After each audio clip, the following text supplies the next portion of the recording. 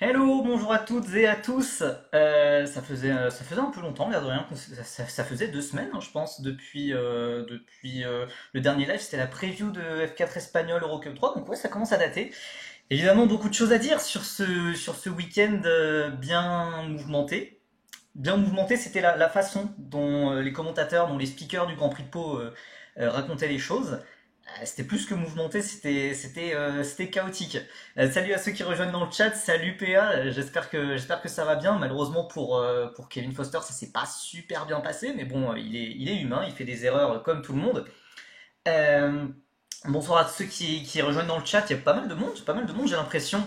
Et puis oui, évidemment, on doit parler de la masterclass d'Enzo Peugeot. Alors, j'avoue que j'ai toujours quelques chouchous en début d'année où je me dis, ah, celui-là, il y a moyen qu'il aille en F1. Évidemment, je vous ai fait une propagande pas possible durant tout le début d'année sur Evan Gilter, sur Kevin Foster. Mais c'est vrai que là, Enzo Peugeot, ce week-end, il a été exceptionnel. On va y revenir, mais on va parler évidemment du nouveau vainqueur du 80e Grand Prix de Pau. Et puis, salut à Tim qui est aussi présent dans le chat et qui va être ravi de parler du Grand Prix de Pau, hein, en bon palois qu'il est, ce grand défenseur du Grand Prix qui ne l'est peut-être plus tellement. Donc je pense si on peut commencer déjà à passer au petit diapo que j'ai préparé qui ne s'affiche pas, donc c'est parfait. Voilà. Avec évidemment des félicitations spéciales au photographe David Le Déodic, alors je sais pas si ça se dit exactement comme ça, qui travaille pour Sud-Ouest et qui nous a fait des photos exceptionnelles. Car la course 2 nous a offert des F4 en feu. Voilà, première fois que ça arrive, en tout cas avec les F4 nouvelle génération.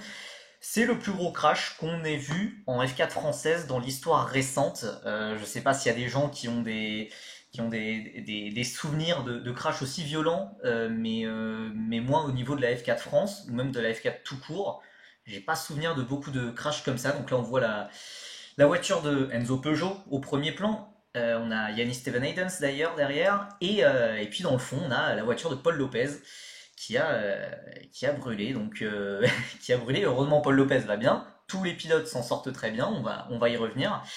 Mais donc voilà, on a eu des images très impressionnantes. Heureusement, plus de peur que de mal. Enzo commence à bien performer, c'est sûr, mais tant mieux car c'est déjà sa deuxième saison comparée à Gilter et Foster. Ouais, ouais, c'est alors pour ceux qui ne connaissent pas, The Win dans le chat, c'est Pierre-André Avero, donc ancien finaliste Field Racing l'an dernier, donc qui a notamment eu l'occasion de se battre avec Kevin Foster, enfin de se battre sur la piste, hein, voilà, tout va bien entre eux. Mais donc c'est vrai que Enzo Peugeot en est déjà à sa deuxième saison, donc il est plus dans l'obligation de performer. Il a fait une première saison d'apprentissage, il était cinquième, c'était bien, c'était même très bien. Mais c'est vrai qu'on avait été plus fasciné par les saisons de Giusti, de Barter, d'Arao, même de Véron. Donc évidemment, il fallait progresser, il fallait montrer qu'il était capable de jouer le titre. Hein, voilà, quand on redouble dans n'importe quelle catégorie, il faut essayer de jouer le titre. Il faut essayer d'avoir le titre même surtout. Et Enzo Peugeot, c'est ce qu'il est en train de faire. Il vient de prendre la tête du championnat. On peut ah, Valentin Moineau en 2014 au Mans en tant que gros crash. J'avoue qu'en 2014, je ne devais pas regarder la F4 France à cette année-là. J'ai dû la louper. Mais donc voilà, on peut faire un point sur le championnat. Le championnat qui a bien changé. Si vous vous souvenez, avant cette manche, avant cette troisième manche de la saison, à Pau, on avait un quatuor qui se dessinait en tête du championnat. On avait Evan Gilter, évidemment, on avait Kevin Foster, Enzo Peugeot et Romain Andriolo. Et bah, 3 courses plus tard, il y a Peugeot et Gilbert qui ont pris vraiment une marge d'écart sur le pilote canadien et sur le pilote français, le pilote toulousain de Winfield. Salut Vettel Spin, salut à ceux qui rejoignent encore maintenant dans le chat. On dirait qu'il y a pas mal de monde hein, aujourd'hui, c'est plutôt cool. Donc voilà, Enzo Peugeot qui a pris la tête du championnat après un week-end absolument phénoménal. Vous le voyez très bien là sur ce classement sur Wikipédia avec 2 victoires dans les 2 courses principales, une deuxième place lors de la course à grille inversée où il a été l'un des survivants. Car si vous regardez bien la deuxième course du week-end de Pau, Gilter abandonne, Foster abandonne, Andriolo abandonne, Yamakoshi abandonne, Paul Lopez abandonne. Donc voilà, tous tous les gros pilotes du championnat ont abandonné, sauf Enzo Peugeot, sauf Yannis Steven Haydens aussi. Donc évidemment, Enzo Peugeot a fait un gros coup, a fait un gros coup lors de cette course-là. Il a profité des déboires de ses rivaux de ses rivaux pour le titre. Oui, grille inversée, on en reparlera, j'en ai déjà parlé sur Twitter où j'ai fait un fil entier sur la pertinence assez moyenne des courses à grille inversée en Formule 4 qui sont assez dangereuses, encore plus à Pau, encore plus quand il y a eu de la pluie lors des qualifications et que du coup la hiérarchie n'est pas celle qu'elle devrait être, en tout cas sur piste sèche, ça fait que des pilotes qui étaient 22e au championnat se battaient, étaient devant les leaders du championnat, ça crée des écarts de performance pas possibles, ça crée des défenses, des choses qu'on ne devrait pas voir, enfin bon bref, voilà. Tim qui nous dit Andriolo et Foster, je mets ça sur l'inexpérience. Foster a été malchanceux en course 2, mais fautif bêtement en course 1 et course 3. Andriolo a été trop agressif, surtout sous la pluie, et ça lui gâche tout son week-end. Bah exactement, Homero, merci de répondre à ma place, mais Andriolo est déjà à sa deuxième année. J'ai même envie de dire qu'il avait déjà gagné à Pau. Euh, oui, il avait déjà gagné à Pau l'an dernier lors de la course à grille inversée. Justement, il avait triomphé devant un autre redoublant, Max Rice, qui est lui aussi passé totalement au travers. On y reviendra. Oui, pour Foster, c'est de l'inexpérience. C'est de l'inexpérience. Première fois sur un circuit urbain, comme Gilbert, comme les autres rookies d'ailleurs, mais ça s'est un peu moins bien passé. Faut pas oublier quand même qu'il a fait les deux pole positions, donc c'est pas rien non plus. Mais c'est vrai, on va revenir sur le cas Kevin Foster qui a aussi été pas mal malade hein, durant toute la journée de dimanche, donc qui était clairement pas à 100%, ça on va pas se le cacher. Euh, Ouais, donc pas d'excuse pour Andriolo, il s'est mis en débêtement en qualif au lieu d'y aller progressivement. Ouais, surtout que ça a été vraiment l'un des premiers pilotes à se cracher en qualif, donc c'était sous la pluie, dans des conditions séchantes un peu, et ça a été l'un des tout premiers pilotes à partir à la faute. Il a dû s'élancer 24e pour toutes les courses ou quelque chose comme ça, et ça lui a flingué tout son week-end. Donc Andriolo descend à 4e place au championnat, un peu derrière on a Iyu Yamakoshi et non pas, je sais pas ce que dit le commentateur de la F4 France, mais il dit genre lui. Enfin, voilà, il écorche son prénom à chaque fois, c'est assez insupportable. Donc Iyu Yamakoshi, qui montre que tout son roulage en F4 paye et que du coup c'est un pilote régulier qui fait pas beaucoup d'erreurs non plus. Et que donc bah, il est quelque part logiquement devant au vu de toute l'expérience qu'il a accumulée surtout au niveau des Tatus, enfin en tout cas en F4, il a accumulé beaucoup de roulage, il avait fait la F4 Emirati aussi. Ensuite on a Yannis Steven Haydens, on en reviendra, mais lui aussi il a fait une très très grosse performance ce week-end. Donc félicitations à lui. Ensuite on a Lopez, Gareth Berry qui a décroché sa première victoire. Puis ensuite on a Enzo Richer, Leonardo Menia, et je vous laisse lire la suite du classement. Et on reparlera évidemment de Paul Alberto qui a bien progressé et malheureusement c'est vrai que donc ça a été le pilote le plus touché par le très très gros accident de la course 2. On est obligé de commencer par ça, on est obligé de commencer par le côté un peu extra sportif, c'est pas vraiment extra sportif mais je veux dire c'est pas les performances sur la piste vraiment. Salut MaxSpeed 83, première fois dans le chat, donc salut, on espère que c'est pas la dernière.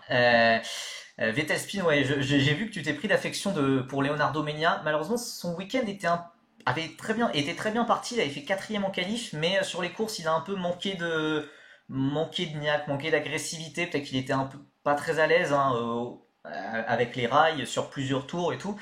Euh, donc voilà, bah, merci Max Speed, ça fait plaisir de lire ça en tout cas. Donc on doit reparler de ce fiasco de la course 2 avec ce crash gigantesque qu'il y a eu au tour 3 ou 4. On doit aussi parler du crash au départ car tout simplement il y a eu un crash au départ après même pas 5 secondes de course et Evan Gilter en a été la victime collatérale malheureuse. Evan Gilter prenait son départ, restait sur sa ligne sagement et à côté de lui, bah voilà des pilotes avec des écarts de performance différents, qui font des mauvais départs, qui font des... Voilà, il y a énormément de différences de performance dans une course à grille inversée et ça crée un crash évidemment avant même le premier virage. Donc c'est vraiment dommage pour Evan Gilter qui s'est retrouvé impliqué dans ça. Mais ça lui a permis au moins d'éviter la boucherie du tour 4. Car au deuxième tour, Paul Lopez, alors qui était poleman, vu qu'il avait fait 10e en qualification, il avait rétrogradé au deuxième rang car Gareth Berry avait pris le meilleur sur lui. Paul Lopez a abîmé son aileron avant. Les ailerons avant abîmés en Formule 4 française, qui plus est, ça arrive assez souvent. Mais sur des circuits comme Nogaro ou comme Manicourt, en avril et la semaine dernière, on a vu ça assez fréquemment et on a vu l'aileron avant tenir toute la course. Evan Gilter en est d'ailleurs la meilleure preuve. Il était remonté de la 10e à la 4e place lors de la course à grille inversée malgré son aileron avant brinque-ballant. Voilà, donc Paul Lopez avait cet aileron avant très fragile, sauf que à Pau, il y a des vibreurs, et les vibreurs, ce sont des trottoirs. Et comment dire que les trottoirs, c'est un peu plus vénère que les vibreurs de Manicourt. Donc c'était sûr que l'aileron avant allait partir. Et c'est vrai qu'Evan Gilter est le GOAT, donc c'est pour ça qu'il a pu tenir son aileron avant. Non, non, mais c'est quelque chose qui est arrivé avec beaucoup d'autres pilotes, même l'année dernière. Donc je suis d'accord pour de la propagande pour Evan Gilter, mais tout de même, gardons de la mesure. Et donc malheureusement, Paul Lopez, on savait que cet aileron avant allait partir. Euh, L'aileron avant, malheureusement, il est parti juste avant le virage le plus rapide, donc le virage 1, donc sur la ligne droite de départ qui se passe à fond. Et, évidemment, il s'est pris le mur, il s'est pris le rail de plein fouet à trois quarts face. Donc la voiture a pris feu, ça a brûlé, évidemment ça a provoqué un suraccident pas possible derrière avec tous les pilotes qui essayaient d'éviter la voiture en perdition de Lopez. Ça a impliqué Foster, ça a impliqué Yamakoshi, ça a impliqué Jason Leung, Adrien Cloménil et malheureusement Paul Alberto. Alors je sais pas si c'est lui qu'on voit sur l'image qui est en train de percuter Adrien Cloménil, je suis pas sûr. Je suis pas sûr là, de ce qu'on voit sur l'image, mais évidemment Paul Alberto a été le pilote le plus durement touché en fait par. Ouais, ok, c'est Paul Alberto. Ok, merci, merci de la confirmation. Donc pilote français de 15 ans, Paul Alberto. On n'en a pas beaucoup parlé cette saison car il était assez derrière, mais c'est vrai qu'il progressait. C'est d'ailleurs le pilote le plus jeune au championnat car il est né le 31 mars 2008. Enfin voilà, c'est le pilote le plus jeune, ancien champion de France de karting en 2021 si je dis pas de bêtises. Donc qui s'est pris deux voitures et qui a vraiment pas mal souffert pendant ce crash, qui a réussi à s'extirper de sa voiture, mais qui après ça a commencé à boiter et qui a commencé à s'allonger. Donc on a commencé à être très inquiet pour Paul Alberto. Les premières nouvelles n'étaient pas rassurantes du tout, puisqu'on disait qu'il était perfusé sur le circuit même, enfin sur le circuit même, voilà, à l'intérieur, enfin au niveau du paddock en quelque sorte. Donc, et qu'il allait partir aux urgences, donc c'était pas rassurant du tout. Heureusement, au fil des minutes, au fil des heures, on a appris quand même qu'il était quand même hors de danger et il a pu sortir de l'hôpital le lendemain matin. Donc c'est le principal, il n'y a pas de fracture au radio, il va passer un scanner de contrôle dans les prochains jours pour être sûr qu'il n'y a pas de fracture, mais a priori voilà, c'est juste une grosse douleur, bien choquée, hein, bien choquée, bien crispée, voilà, lors de ce crash évidemment qui ne le serait pas. Mais donc Paul Alberto va bien et c'est le principal. Il devrait avoir alors, il n'a pas le droit de faire d'efforts physiques a priori pendant 2 semaines comme ça de précaution, mais il devrait bien tenir sa place à Spa-Francorchamps, si tout se passe bien, si évidemment au scanner il n'y a pas de fracture. Donc voilà, c'est quand même assez rassurant pour Paul Alberto. Paul Lopez, celui dont la voiture a brûlé, s'en est sorti sans une égratignure, mais évidemment il était extrêmement choqué par ce qui s'était passé. Euh, et on doit parler évidemment de Paul Lopez, de pourquoi il a continué à rouler avec un aileron avant si fragile. Il n'a pas reçu, en fait, a priori, il ne le savait pas. Il ne le savait pas, il ne le sentait pas spécialement, hein. La voiture n'avait pas été peut-être un peu plus lente, mais il pouvait se dire que c'était les pneus, que c'était autre chose. Mais surtout, on ne lui a pas dit en fait. On ne lui a pas dit, personne ne lui a dit, aucun commissaire. Enfin, c'est pas la faute des commissaires évidemment, c'est plus la faute de la direction de course, mais personne n'a brandi un drapeau noir à disque orange en disant frérot, tu dois faire rentrer ta voiture au stand, on doit changer d'aileron, c'est ultra dangereux. Donc personne ne lui a dit ça, et à la radio, alors c'est pas comme dans les autres F4, il n'y a pas un ingénieur qui est dédié à chaque pilote et l'ingénieur va dire mec, ton aileron avant est cassé, rentre au stand. C'est plus la direction de course qui a une radio avec tout le monde, et donc tous les pilotes entendent la même radio. Mais à ce moment-là, pourquoi ils n'ont pas dit voiture 5, Paul Lopez rentre au stand, pour l'aileron avant. Donc voilà, il y a un gros souci pour ça. Pourquoi on l'a laissé rouler autant de temps? Et enfin, on savait que ça allait partir au crash, donc c'était absolument totalement inconscient. Salut Nitram Nitrin, tu n'as pas loupé le moment où on parle de Steven Hayden. Alors j'en ai déjà parlé très rapidement dans l'intro, mais voilà, il a fait un très très gros week-end. On va revenir dessus. Euh, voilà, et puis je voulais revenir, je crois, c'est ouais, Morgan qui nous disait, c'est aussi dans ces courses à grille inversée que les Hadjar, Martin, ces pourchères ont appris à dépasser. C'est vrai, mais honnêtement, en tout cas, j'ai envie de dire surtout à Pau, c'est quand même assez dangereux, surtout avec la qualification totalement folle qui s'est passée. On savait que ça allait être dangereux, on savait qu'il allait y avoir tout plein de crash, on savait que pour Migal ça allait être le jackpot. Alors franchement, j'imagine même pas là, les locaux de Migal. Alors ils doivent être si heureux, ils doivent être si heureux. Euh, mais on savait que ça allait être un carnage, c'est le souci. Et même les courses à grille inversée, je suis plutôt pour globalement en F2 ou en F3 parce que voilà, ça permet de faire les dépassements, etc. C'est assez sympa, le niveau est assez homogène, ce qui fait qu'on n'a pas d'écart de performance vraiment majeur. Mais par contre, en F4 France, voilà, on se retrouve avec des pilotes qui n'ont pas vraiment le niveau. C'est normal, c'est une F4, c'est tous les pilotes, enfin tout le monde peut faire de la F4, évidemment si tu as le budget.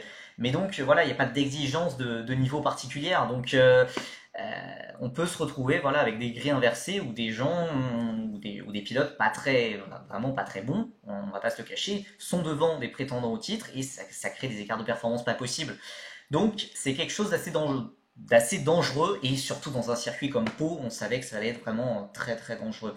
Le week-end va coûter très très cher pour certains, un taux de 100% de dégâts pour Diaz, évidemment le pilote colombien Joao Paulo Diaz Balestero qui nous a amené beaucoup de divertissement hein, durant chaque session globalement. Euh, bah, euh, alors Franck Porteruz, l'air de rien, il a fait un point et écoutez, j'ai pas envie de taper sur Franck Porteruz puisque c'est un sim racer de base, c'est un sim racer andorran et évidemment il est loin, évidemment il est assez derrière, mais l'air de rien il a marqué un point, il a réussi globalement à éviter quelques incidents et tout. Honnêtement, Franck Porterus, c'est pas le. Enfin voilà, j'ai pas envie de tirer sur lui, hein, c'est bon hein, en fait ce qu'il fait pour le niveau d'expérience qu'il a. Sans grille inversée, il n'y a pas de podium de Nissani en F2. Oui, non, mais après, les grilles inversées, c'est sûr que c'est pas pour le mérite sportif. C'est pas, c'est plus pour voilà, c'est pour favoriser les dépassements, pour favoriser le spectacle, favoriser aussi le fait que les pilotes puissent dépasser, les pilotes peuvent se retrouver un peu challengés. Ça, globalement, je suis pour. Mais sur des championnats comme la F4 France, je suis un peu plus mitigé. Je suis un peu plus mitigé, ouais, voilà. Et donc, voilà, j'ai pris quelques images du coup de plusieurs voitures endommagées, elles y sont pas toutes puisqu'il y en avait énormément qui étaient endommagées, mais voilà, la F4 France, elle vend de base une saison à 100 000, plutôt 150 000 euros. Donc c'est l'une des F4 les moins chères, c'est même la F4 compétitive la moins chère d'Europe. Ça n'a rien à voir face à la F4 italienne, espagnole, britannique, etc. C'est beaucoup plus cher là-bas. Mais bon, il y a énormément de crash et pour des pilotes aux finances assez précaires qui ont juste assez globalement pour faire la saison entière, ce genre de crash évitable comme à Pau, voilà, je trouve ça assez dommage.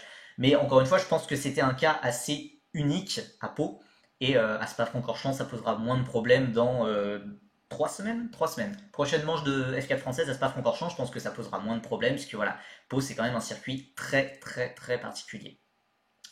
Et on doit parler d'un autre fiasco, on va passer plus rapidement dessus parce que Tim va en parler de façon beaucoup plus longue sur Twitter, donc j'ai très hâte de voir ça.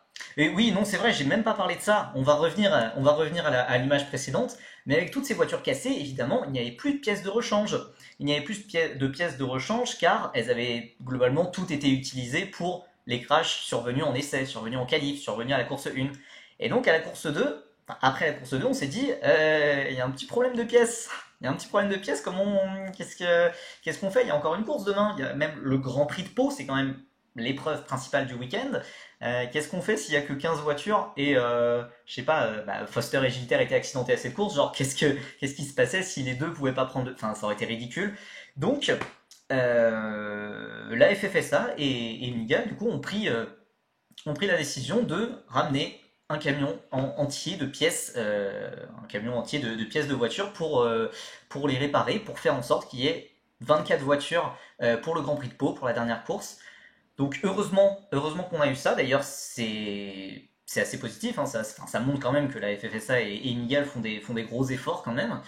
Et que donc ils n'ont rien à envier de Tatus qui avait fait pareil pour la F4 Emirati l'an dernier. Sauf que les trajets, c'était pas Le Mans-Pau, c'était plus euh, une ville en Italie. Je sais pas où est le siège de Tatus, mais Italie, Abu Dhabi. Bon, c'était pas exactement le même budget aussi. Mais c'est vrai que voilà, on a quand même eu 24 voitures sur les 26 au départ du Grand Prix de Pau. Évidemment, Paul Alberto a manqué vu il revenait tout juste de l'hôpital et Paul Lopez, sa voiture était trop endommagée. Et on doit parler évidemment du fiasco de l'organisation, le planning qui n'en était pas un, avec des horaires totalement différents. À la rigueur, la seule chose qui était globalement stable, c'était l'heure du Grand Prix de Pau, de la course 3 de F4. Sinon, tout le reste, ça changeait. Les voitures, les Wolf qu'on nous a vendues, c'était n'importe quoi. Ça ne cessait d'être annulé. Voilà, il y a eu énormément de communication faite pour dire ah les Euroformula, donc vous savez les F3 européennes pas folles, sont annulées, mais c'est pas grave, on a les Wolf Thunder qui vont battre le record de la piste du grand pilote Estan Ocon. Donc on nous a vendu ça et au final voilà, il n'y a pas eu ce record de la piste, c'était une catastrophe. Non, c'est pas les Percy Wolf déjà. Moi, Wolf, c'est Wolf. Eux, vu que c'est nul, moi j'appelle ça Wolf, et en plus il n'y a qu'un seul F, c'est nul. Voilà, il n'y a pas de débat. Euh, et sinon, en fait, globalement, moi c'était ma première fois au Grand Prix de Pau, donc j'avais des étoiles dans les yeux quand même, hein, puisque c'était la première fois que je faisais une manche urbaine, hein, j'ai jamais fait Monaco ou des trucs comme ça, j'ai jamais fait Macao évidemment, donc j'avais des étoiles dans les yeux, c'était vraiment génial. Mais par contre, c'est vrai que quand on parle à des gens qui ont l'habitude du Grand Prix de Pau, comme Tim, c'est vrai que le plateau, bah, ça faisait pas rêver quand même. On avait les Twingo avec la Twin Cup, on avait les parquets de Funyo, on avait le TCR Europe, mais il n'y avait que 12 voitures, il y avait des Caterham, donc les Wolf évidemment, c'était pas fou. C'était pas fou. Et alors, heureusement qu'il y avait la F4 française et ses 20, enfin, 26, 24 voitures, puisque si on enlève la F4 France, c'est vide à côté malheureusement et c'est vraiment dommage quand on se rappelle que oui les Caterham ont pris feu en plus hein, durant la course de dimanche matin donc on a eu assez peur mais tous les pilotes s'en sont bien sortis heureusement. Euh, c'était c'était bizarre comme week-end, c'était bizarre en fait c'était aussi assez vide en dehors de la F4. Il n'y avait pas de grosse compétition. Il y avait pas, voilà, il y a évidemment le départ de l'Euroformula qui a fait assez mal, même si c'était que 10 voitures. L'Euroformula, c'est quand même des voitures qui ont de la gueule quand même. Euh, il n'y avait pas par exemple, de GT, il n'y avait pas de GT4, pas de GT3 évidemment. Le TCR, c'est plus un championnat mondial. La Twin Cup, non, c'est vrai que c'était sympa, c'était très sympa. Mais voilà, c'est ça, c'est exactement ça. Tim dans le chat le résume très bien. On n'avait rien de véritablement compétitif en dehors de la F4 et ça c'est quand même un gros souci. Aussi, voilà, les commentateurs, les speakers ont parlé très peu du côté sportif du Grand Prix de Pau, des enjeux en fait, des enjeux véritables, des pilotes en question. Globalement, pour le grand public, on ne savait pas ce qu'on regardait. Je pense que la plupart des gens ne savaient pas ce qu'ils regardaient. La communication était axée sur l'écologie, l'écologie, l'écologie. C'est très bien, parce que d'ailleurs, c'est un changement qui est nécessaire totalement pour le sport automobile, pour permettre d'être durable et aussi pour permettre de vendre une course urbaine. Ça semble quand même assez normal qu'il faille préciser que le sport auto devient écologique avec les biocarburants, avec les énergies renouvelables, les énergies alternatives, etc. Ça se tient. Je suis totalement pour. Il faut développer tout ça, ces nouvelles énergies. Le truc, c'est que c'est vrai que ça a pris le pas. Ça a totalement pris le pas sur tout le côté sportif. On a cessé, Tim le résumera très bien, très bientôt sur Twitter, mais c'est vrai qu'on ne parlait pas des pilotes, des 26 pilotes de la F4 France, de la FFSA Academy, de Migal, etc. Mais on parlait du biocarburant 100% renouvelable de Repsol. Et Repsol, partenaire du Grand Prix de Pau, c'était assez lourd, c'était vraiment très lourd. C'est important à préciser, je dis pas le contraire, et c'est excellent que la F4 France d'ailleurs soit précurseur dans ce domaine, c'est une grosse fierté quand même. Mais honnêtement, c'était trop, c'était trop, et c'est vraiment dommage. Donc voilà, avec un plateau pareil, j'avais vraiment envie d'arriver de venir au Grand Prix de Pau assister, assister à l'événement, parce que je me suis dit, il y a peut-être moyen quand même que ça soit le dernier. Va falloir, euh, il va falloir faire quelque chose, il va falloir faire quelque chose. Mais là, en l'état, ça peut pas rester comme ça. Le Grand Prix de Pau a, je pense, continué après l'annulation de l'Euroformula, car l'annulation de l'Euroformula était très tardive, était très tardive. Mais il faut un autre championnat majeur de monoplace. La FRECA a déjà dit non. A priori, ce serait trop compliqué à organiser, etc. Avec 36 voitures presque. Mon petit espoir, c'est l'Eurocup 3, dont j'ai parlé lors du live précédent, qui accueille actuellement 16 voitures. Ça pourrait être sympa, le championnat est plutôt espagnol, mais très européen aussi, très international. Ça pourrait être très sympa. Le truc, en fait, je ne comprends pas. Alors peut-être je peux pas, enfin, je peux demander à Tim qui est dans le chat pourquoi les équipes ne veulent pas de circuit urbain, puisque l'air de rien, la FRECA pendant plusieurs années, ils étaient très fiers d'avoir la Manche de Monaco d'avoir un circuit urbain, d'avoir la Manche de Monaco au calendrier, car ça préparait les pilotes au circuit urbain. Et les circuits urbains, Dieu sait s'il y en a en F2, mais surtout en F1 évidemment. Il y a de plus en plus de circuits urbains, donc je trouve que c'est super bien de préparer à ça. Mais c'est vrai que cet argument du circuit urbain n'a pas l'air de tenir vraiment pour les équipes de Freca. L'Eurocup 3, j'avoue que j'ai aucun vent de. Je ne sais pas s'ils seront intéressés pour aller à Pau. Je me dis, ça serait cool. Déjà, ça ferait une manche en France. Ça serait assez sympa. Mais voilà, je ne comprends pas pourquoi le circuit de Pau est aussi boycotté. Alors, c'est vrai que on a très peu parlé du côté sportif, du côté des pilotes, des équipes durant ce week-end. Donc c'est vrai que ça n'aide peut-être pas. Mais en tout cas, c'est assez dommage. On espère quand même que le Grand Prix de Pau va survivre. Mais oui, voilà. De toute façon, la F2 suit la F1, donc il y a de plus en plus de circuits urbains. Donc ça paraît logique que la F3, la FRECA, les F4 essayent de faire des circuits urbains. Donc voilà, c'est quand même un circuit très important. On a une chance incroyable en France d'avoir ça, d'avoir ce circuit urbain. C'est un monument, mais c'est un monument qui est en péril malheureusement. Tim qui nous dit Africa ne veut pas pour une question de coût, trop de voitures, trop de risques. Et d'après les retours que j'en ai, les pilotes s'en branlent un peu de peau maintenant. Et puis sans rentrer dans les détails, il y a les organisateurs qui emmerdent tout le monde, donc les gens veulent pas venir. Ouais. Ouais, malheureusement, Pau a perdu de son prestige. C'est dommage, c'est dommage. D'un autre côté, il y a aussi, comme autre circuit urbain, il y a aussi Macao. Macao qui est évidemment, j'allais dire à Macao, super, en Chine. En Chine, et normalement, la Formule 3 FIA est censée se rendre tous les ans au circuit de Macao depuis 2019. Ils ont fait l'édition 2019, ça s'est très bien passé, sauf que depuis 2020, il y a le Covid. Et même l'an dernier, malgré le fait que la pandémie soit globalement derrière nous, en Chine, ils sont beaucoup plus vénères sur le Covid. Donc, le Grand Prix de Macao n'avait pas eu lieu. Il avait eu lieu avec les F4 chinoises, mais vous le reconnaîtrez aisément, la F4 chinoise, c'est pas exactement le même niveau que la F3, FIA.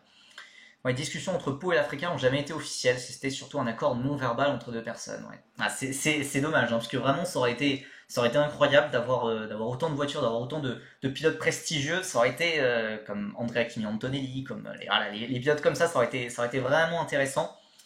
Oui, voilà, la F4 chinoise c'est Gérard Xier.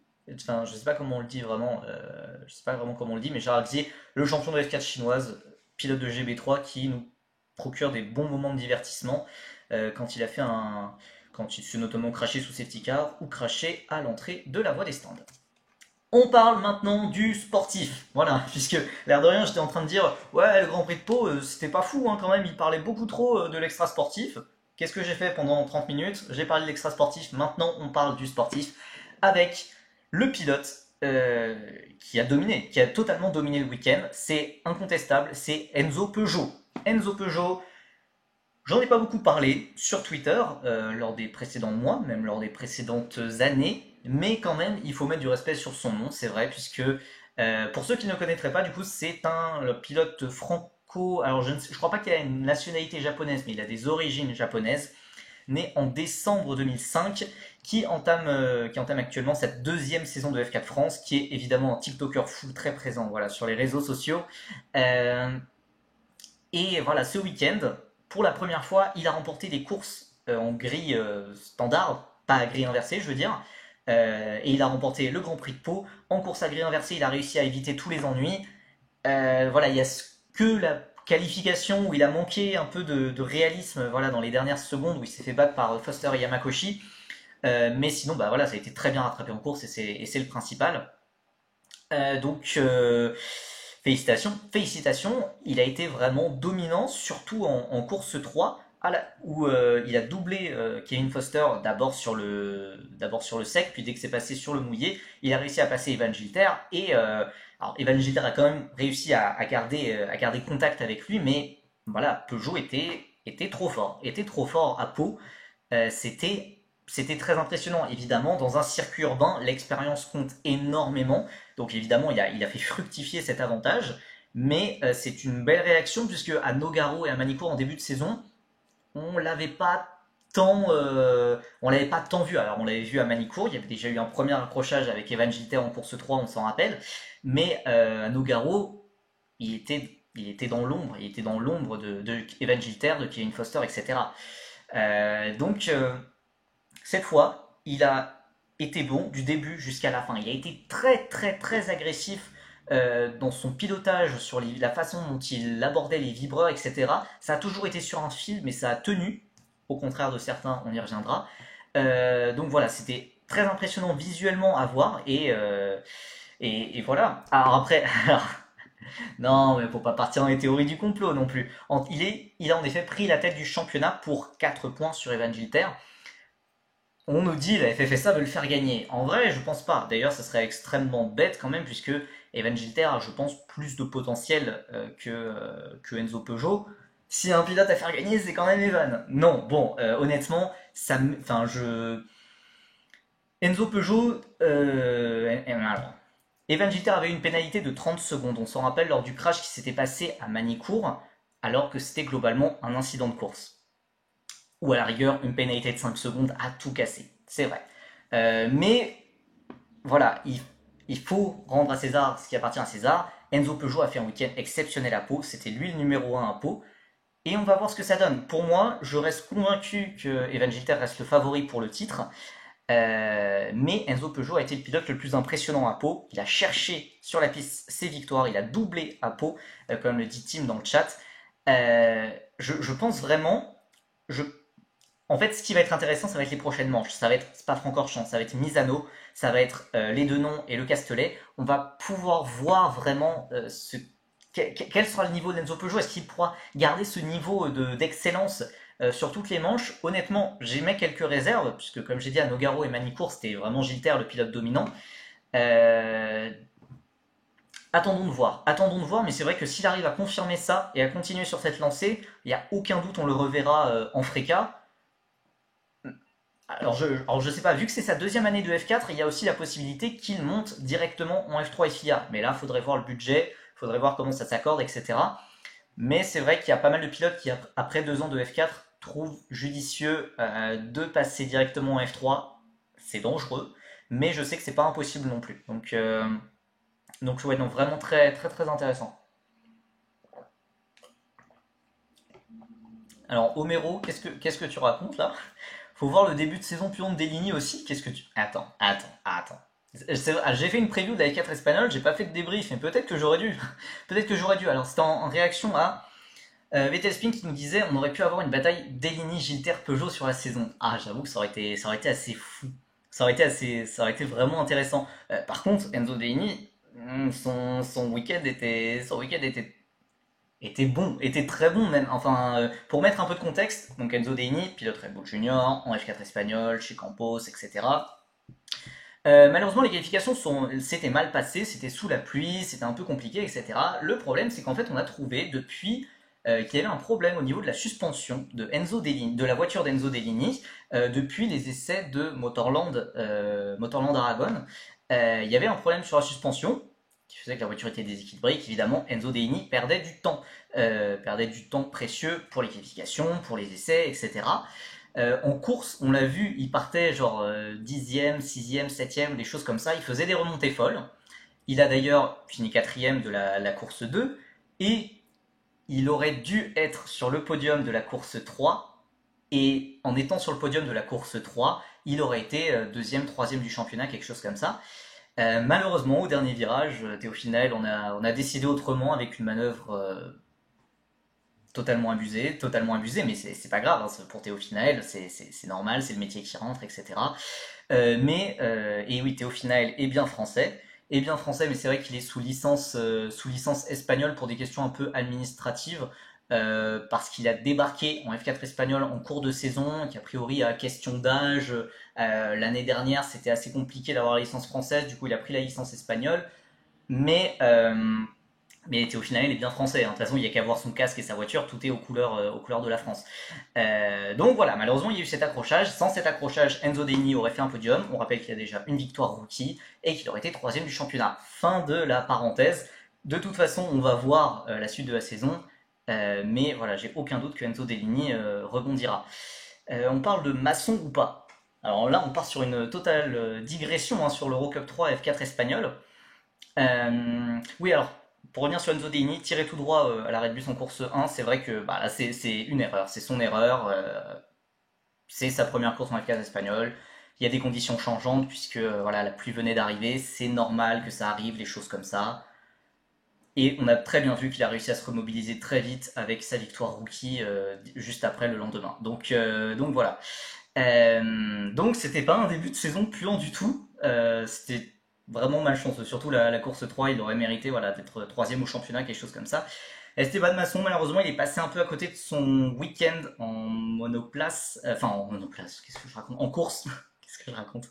C'est Nitram qui m'a perturbé en parlant du pilote de kart. Oui, Esteban Masson qui a eu un week-end un peu compliqué. C'était pourtant bien parti lors de la Q1 où il a fait deuxième. Mais ensuite, mauvais choix de pneus en course 1, ça l'a fait dégringoler, mauvaise stratégie, voilà. Course 2, il partait de trop loin pour espérer vraiment quelque chose, beaucoup de tours annulés. C'est vrai que le début de saison pour Esteban Masson est assez décevant, mais il y avait beaucoup de circonstances atténuantes, donc j'ai envie d'attendre. Voilà, le deuxième week-end, vraiment le deuxième week-end d'ailleurs, deuxième week-end de Eurocup 3 et F4 espagnol, ça sera à Motorland Aragon. Normalement, je serai disponible pendant le week-end, donc je pense qu'on se fera des petits lives assez sympas pour diffuser la course. Chose que je ne peux pas faire pour la F2 et la F3, mais on pourra diffuser la course et commenter ça, genre comme si j'étais le commentateur officiel. Et je vais mettre un peu plus d'intensité que le commentateur de la F4 France, qui est toujours aussi rincé. Bon, Nitram d'ailleurs, on parle des pilotes de karting, ça sera tout à la fin. On revient voilà, sur Enzo Peugeot quand même. J'ai envie voilà, de le féliciter, puisque voilà, c'est vraiment la première fois qu'il est vraiment très impressionnant. Maintenant, être très impressionnant une fois, c'est très cool, encore plus quand c'est à Pau. Maintenant, il faut confirmer à Spa-Francorchamps. À Misano, j'ai très hâte de voir, voilà, c'est un circuit en Italie que tous les pilotes de F4 vont découvrir, donc il n'y aura pas davantage d'expérience. Ça va être très intéressant de voir la bataille Gilter Peugeot à ce moment-là. Evan Gilter, évidemment, avec une photo où il nous lâche un sourire ravageur. Evan Gilter qui a fait un week-end très solide. Enzo Peugeot, c'est juste un nom, c'est un vrai pilote. Bah, c'est un vrai pilote, hein. Non, Enzo Peugeot. Enzo Peugeot qui avait déjà fait une bonne première saison l'an dernier, hein, et cinquième, c'est pas dégueulasse quand même, et ancien champion de kart FFSA junior. Donc non, Enzo Peugeot c'est très bon. Mais est-ce qu'il est mieux qu'un très bon pilote et est-ce qu'il a vraiment ce petit truc en plus que je pense Evan a? On verra. Salut Rico Junior dans le chat. Donc on parle voilà, d'Evan Gilter, premier week-end à Pau, premier week-end sur un circuit urbain, et très solide franchement. Alors évidemment c'était moins éblouissant qu'à Nogaro ou Manicourt où il était vraiment le pilote dominant, mais là il a été vraiment très solide, aucune erreur, surtout malheureusement j'ai envie de dire en comparaison avec Kevin Foster, l'un de ses rivaux pour le titre. Aucune erreur, vraiment très très propre du début jusqu'à la fin. Aussi, faut pas oublier que lors de la course 3, lors du Grand Prix de Pau, il n'était pas certain de prendre le départ du Grand Prix de Pau car sa voiture a été quasiment entièrement remontée à 2 heures, à 2 heures d'épreuve car on avait découvert globalement des gros problèmes au niveau du train arrière lors du premier remontage de la voiture après le crash en course 2 dont il était la victime collatérale. Vraiment, il garde sa ligne en course 2 et puis voilà, il y a un pilote qui se rabat totalement sur lui. Donc voilà, très solide, aucune erreur. Évidemment, je pense qu'il voulait bien plus, je pense qu'il voulait la victoire, il voulait les victoires, il voulait pole position. Mais il a encore été quand même très impressionnant. Maintenant, on va voir ce que ça donne à Spa-Francorchamps, mais c'est vrai que le duel Enzo Peugeot et Van Gilter, il y a déjà eu il y a déjà eu un accrochage entre les deux à Manicourt. Il y a quand même eu des petites frictions même à Pau, mais c'est resté assez propre, donc ça c'est assez cool. Et c'est vrai que pour la pole, normalement, il aurait dû faire la pole positive. Enfin, c'est assez difficile à dire, mais c'est vrai qu'en qualification, il y avait deux groupes, contrairement à d'habitude, et qu'il avait collé une seconde à tout le monde dans son groupe. C'était humiliant, c'était humiliant vraiment. Le problème, c'est que dans l'autre groupe, eh ben, la piste séchait et donc la piste s'est améliorée, voilà. Et donc, malheureusement, c'est comme en Frecaille, c'est le groupe le plus rapide qui part de la pole position. Et donc, Evan Gilter a dû se contenter de partir de la deuxième place alors il avait explosé tout le monde dans son groupe.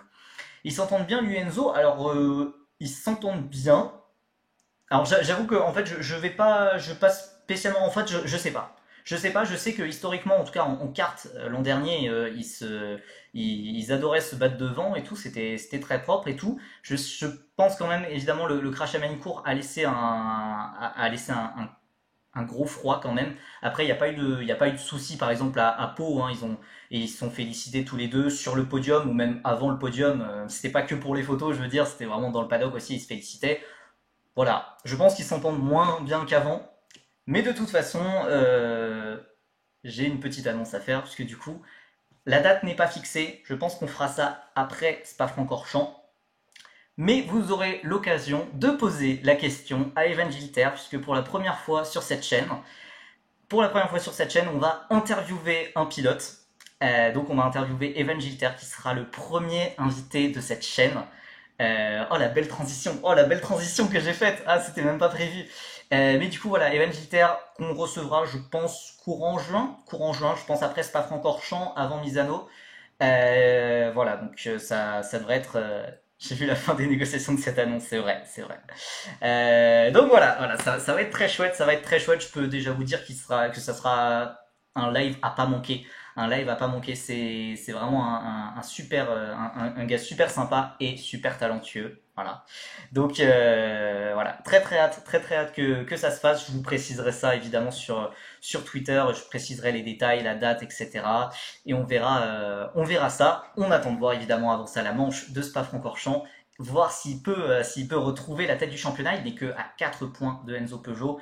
Mais en tout cas, c'est vrai que depuis le début de la saison, Evan Gilter, c'est très solide. Et du coup, ça sera notre premier invité sur cette chaîne Twitch. Ah, je suis content. Ah, je suis content de la petite annonce. Là, ça fait... Ah, je vois que ça a fait son petit effet sur le chat. Malheureusement, on doit parler aussi de Kevin Foster. La photo a été prise le dimanche et globalement le dimanche ça s'est très mal passé pour lui. Kevin Foster était malade, je sais pas exactement ce que c'était, mais un peu de nausée, il était un peu fébrile et tout, etc. Est-ce que c'est ça qui a provoqué sa sortie de piste, enfin son crash en course 3? Je sais pas, mais c'est vrai que ça n'a pas aidé. Il n'était pas à 100%, clairement, ça c'est sûr. Et malheureusement, en fait, on a vu Kevin Foster durant ce week-end. J'allais dire fébrile. Bah ouais, enfin, il a été vraiment fébrile. Non, il a été fébrile, pas fébrile. Il a été fébrile doublement, voilà. Il a été fébrile au niveau santé, il a été fébrile aussi sur la piste, malheureusement, avec deux erreurs. Je vais pas dire assez grossières, parce qu'en fait, c'est deux petites erreurs, mais voilà, enfin, qui se payent cash à Pau, malheureusement. Euh, Ah, t'es dur, Lightning, idée à la con de prendre le volant malade. En F1, il y a tout plein de pilotes qui prennent le volant malade. En plus, quand c'est le Grand Prix de Pau, quand tu pars en pole position, évidemment que tu vas prendre le volant malade. Et il était pas non plus alité sur son lit de mort, hein. Donc ouais, c'est vraiment dommage pour Kevin Foster qu'on n'a pas vu aussi un peu fragile, aussi, voilà, aussi fébrile, hein, c'est vraiment le mot que je trouve, sur les autres manches. Alors, peut-être qu'il est un peu moins à l'aise sur les circuits urbains, des choses comme ça. Il faut rappeler évidemment que c'est sa première manche sur un circuit urbain. Et donc oui, il y avait plus de risques, c'est sûr. C'est sûr. Et je pense qu'il va avoir très hâte de revenir sur des circuits plus traditionnels comme Spa-Francorchamps, etc. Mais c'est vrai que c'est dommage. Double pole position et 0 point à l'arrivée. Alors 2 points quand même, puisque chaque pole offre un point. C'est compliqué. Surtout, il a perdu énormément de terrain sur Evan Gilter et Enzo Peugeot qui ont pris le large. Vraiment, ce duo de tête franco-français a pris le large sur Kevin Foster, qui est toujours le premier pilote non français, j'ai envie de dire. Il est toujours quand même bien accroché à la troisième place au championnat. Donc, on n'est pas encore à mi-saison. On se rapproche de la mi-saison déjà. On est en mai. Mais la F4 française, ça va quand même assez vite sur les premières manches. Donc, on est presque à mi-saison. Il est troisième. Il y a encore des centaines de points à aller chercher, vraiment. Donc, c'est très très loin d'être fini. Et donc, oui, c'est un Canadien. C'est un pilote canado-coréen. Je ne sais pas si ça se dit, mais bon, double nationalité canadienne et sud-coréenne. Voilà, lauréat de l'école du volant Field Racing organisée par Jacques Villeneuve et Patrick Lemarié. D'ailleurs, le volant Field Racing, ça va être à surveiller. Ça va être à surveiller cette année. Il va vraiment y avoir des très très bons pilotes engagés, des très très bons pilotes de karting français engagés notamment. On espère que pour la première fois, ça sera un Français qui remportera le volant Field Racing. C'est toujours pas arrivé. On a eu 2 Néerlandais, un Canadien du coup. C'est une école française basée en France à Manicourt. Il serait temps quand même qu'il y ait un Français qui gagne. Ça serait bien, ça serait bien. Mais voilà, il y a plusieurs pilotes très intéressants. Il y a en karting, on y reviendra, on y reviendra. Mais du coup, voilà, premier stage de pilotage de field racing cette année qui seront en juillet. Attends, alors, je sens qu'on va avoir Nitram Nitrin qui va partir en folie dès qu'on va parler de Yannis Steven Haydens. Donc, on va rester sur Kevin Foster. Ouais, on les entend plus field racing quand il abandonne. Non, non, non. Bah, en plus, ils ont fait un post sur les réseaux sociaux en mode bon bah voilà, ça arrive, les erreurs et tout. Now time to focus for Spa-Francorchamps. Voilà. Ils sont devenus quoi les premiers lauréats? Alors, Marine Kremers, championne du monde de kart, est revenue à ses premières amours, le kart. La première édition du volant Field Racing n'était pas si relevée, puisque voilà, l'école Field Racing n'était pas encore assez réputée, en fait, tout simplement, donc le niveau était quand même assez bas. Ensuite, on a eu Robert Dehaene, qui a fait de la F4 espagnole avec Van Amersfoort, pas vraiment avec l'argent de Field Racing, c'était plus... il avait beaucoup d'argent, il n'avait pas besoin de faire Field Racing, il n'avait pas besoin de faire Field Racing, mais voilà, ça lui permet d'avoir un peu de financement en plus, de s'offrir des contacts avec Jacques Villeneuve et Patrick Lemarié, ce qui n'est pas rien dans le milieu quand même. Mais donc il a fait de la F4 espagnole avec Monlau. Donc Monlau, c'est l'antenne espagnole de Van Amersfoort. Ça s'est mal passé malheureusement, 10e avec un podium. Mauvais choix de carrière. Il aurait vraiment dû faire de la F4 France ou même faire de la F4 britannique car il avait beaucoup roulé au Royaume-Uni. Il a préféré partir en Espagne. C'était très dangereux et malheureusement ça n'a pas payé. Il est reparti il est sur de la GT, je crois, sur des Porsche Sprint Cup Challenge European South, West, East, je sais pas. Enfin, vraiment des championnats un peu lugubres. Lugubres. Peut-être pas le bon mot, mais en tout cas des championnats qui dominent. Et c'est lui, en effet, qui avait gagné face à Elliott Véron pour 2 millièmes de seconde. On se rappelle de cette finale totalement folle. Et donc, on a Kevin Foster, qui est quand même le premier pilote en tant que lauréat Field Racing à gagner des courses en F4 France et à jouer le titre. Donc voilà, on sent que chaque année, quand même, le niveau de Field Racing s'améliore. Donc voilà, l'année 2023, ça sera encore très très sympa. Et maintenant, Nitram Nitrin, je t'autorise à faire, à hurler, à hurler dans le chat, à exprimer ta joie, car Yanni Steven Haydens, le Belge, le pilote belge, le protégé du RACB National Team, a été très très très fort. Non, vraiment, c'était super solide. C'était super solide. Quatrième en course 1, troisième en course 2, troisième en course 3. tout simplement, il a marqué 37 points, ce qui est même un point de plus que Evan Gilter. Donc évidemment, c'est quand même bien lié au fait que Evan Gilter était impliqué dans le crash au départ et que c'était pas de sa faute. Mais voilà, Yannis Steven Hayden, c'est incroyable. C'est extrêmement, extrêmement solide. Et c'est beaucoup plus solide que par exemple Lawrence Lecertua. Attends, Vettel Spin, tu sais qu'avant Nogaro, j'étais persuadé qu'il s'appelait Yannis. Bah ouais. Enfin. Ah, Yanis. Oui, non, non, du coup, c'est vraiment Yannis. Yannis Steven Haydens. Euh, pour répondre à la question dans le chat, Elliot Véron, il fait quoi cette année? Malheureusement, pas grand-chose. Il est reparti sur du sim racing un peu. Il avait fait les 24 heures de Daytona avec Despiello et Hydro et Robin Boumont, si je dis pas de bêtises. Euh, et Nitram Nitrin, il n'y a pas de F4. Nitram Nitrin, il n'y a jamais eu de projet de F4 Benelux. Alors pourquoi je ris? Pourquoi, pourquoi je ris? C'est parce que le projet de F4 Benelux, c'était un projet de Floris Wisman, le rédacteur en chef de Feeder Series. Donc c'était c'est mon boss quoi, à Feeder Series. Et bah en fait, vu que lui est néerlandais et qu'il s'est dit ah bah, il y a la F4 allemande, il y a la F4 française et tout, pourquoi il n'y aurait pas une F4 locale? Mais et du coup, il avait créé ça pour voir s'il y aurait un peu d'engouement et tout, voilà. Et, et du coup, non, c'était pas un projet sérieux, c'était juste Floris qui s'est dit, tiens, on va faire une vanne. Et en vrai, c'est dommage, hein, puisque ça pourrait être un championnat cool, hein. Il y a tout plein de circuits très sympas dans le Benelux, Rennes Spa, Zolder, Zandvoort, Assen, les trucs comme ça, les circuits comme ça. Mais non, du coup, la F4 Benelux n'a jamais existé. On espère que ça existera un jour, hein, mais voilà, il n'y a pas de projet en tout cas pour le moment. Voilà, pour revenir. Non, mais c'est vrai que ouais, voilà, l'idée serait grave cool. Il y a tout plein de circuits, il y a tout plein de pilotes extrêmement talentueux en karting.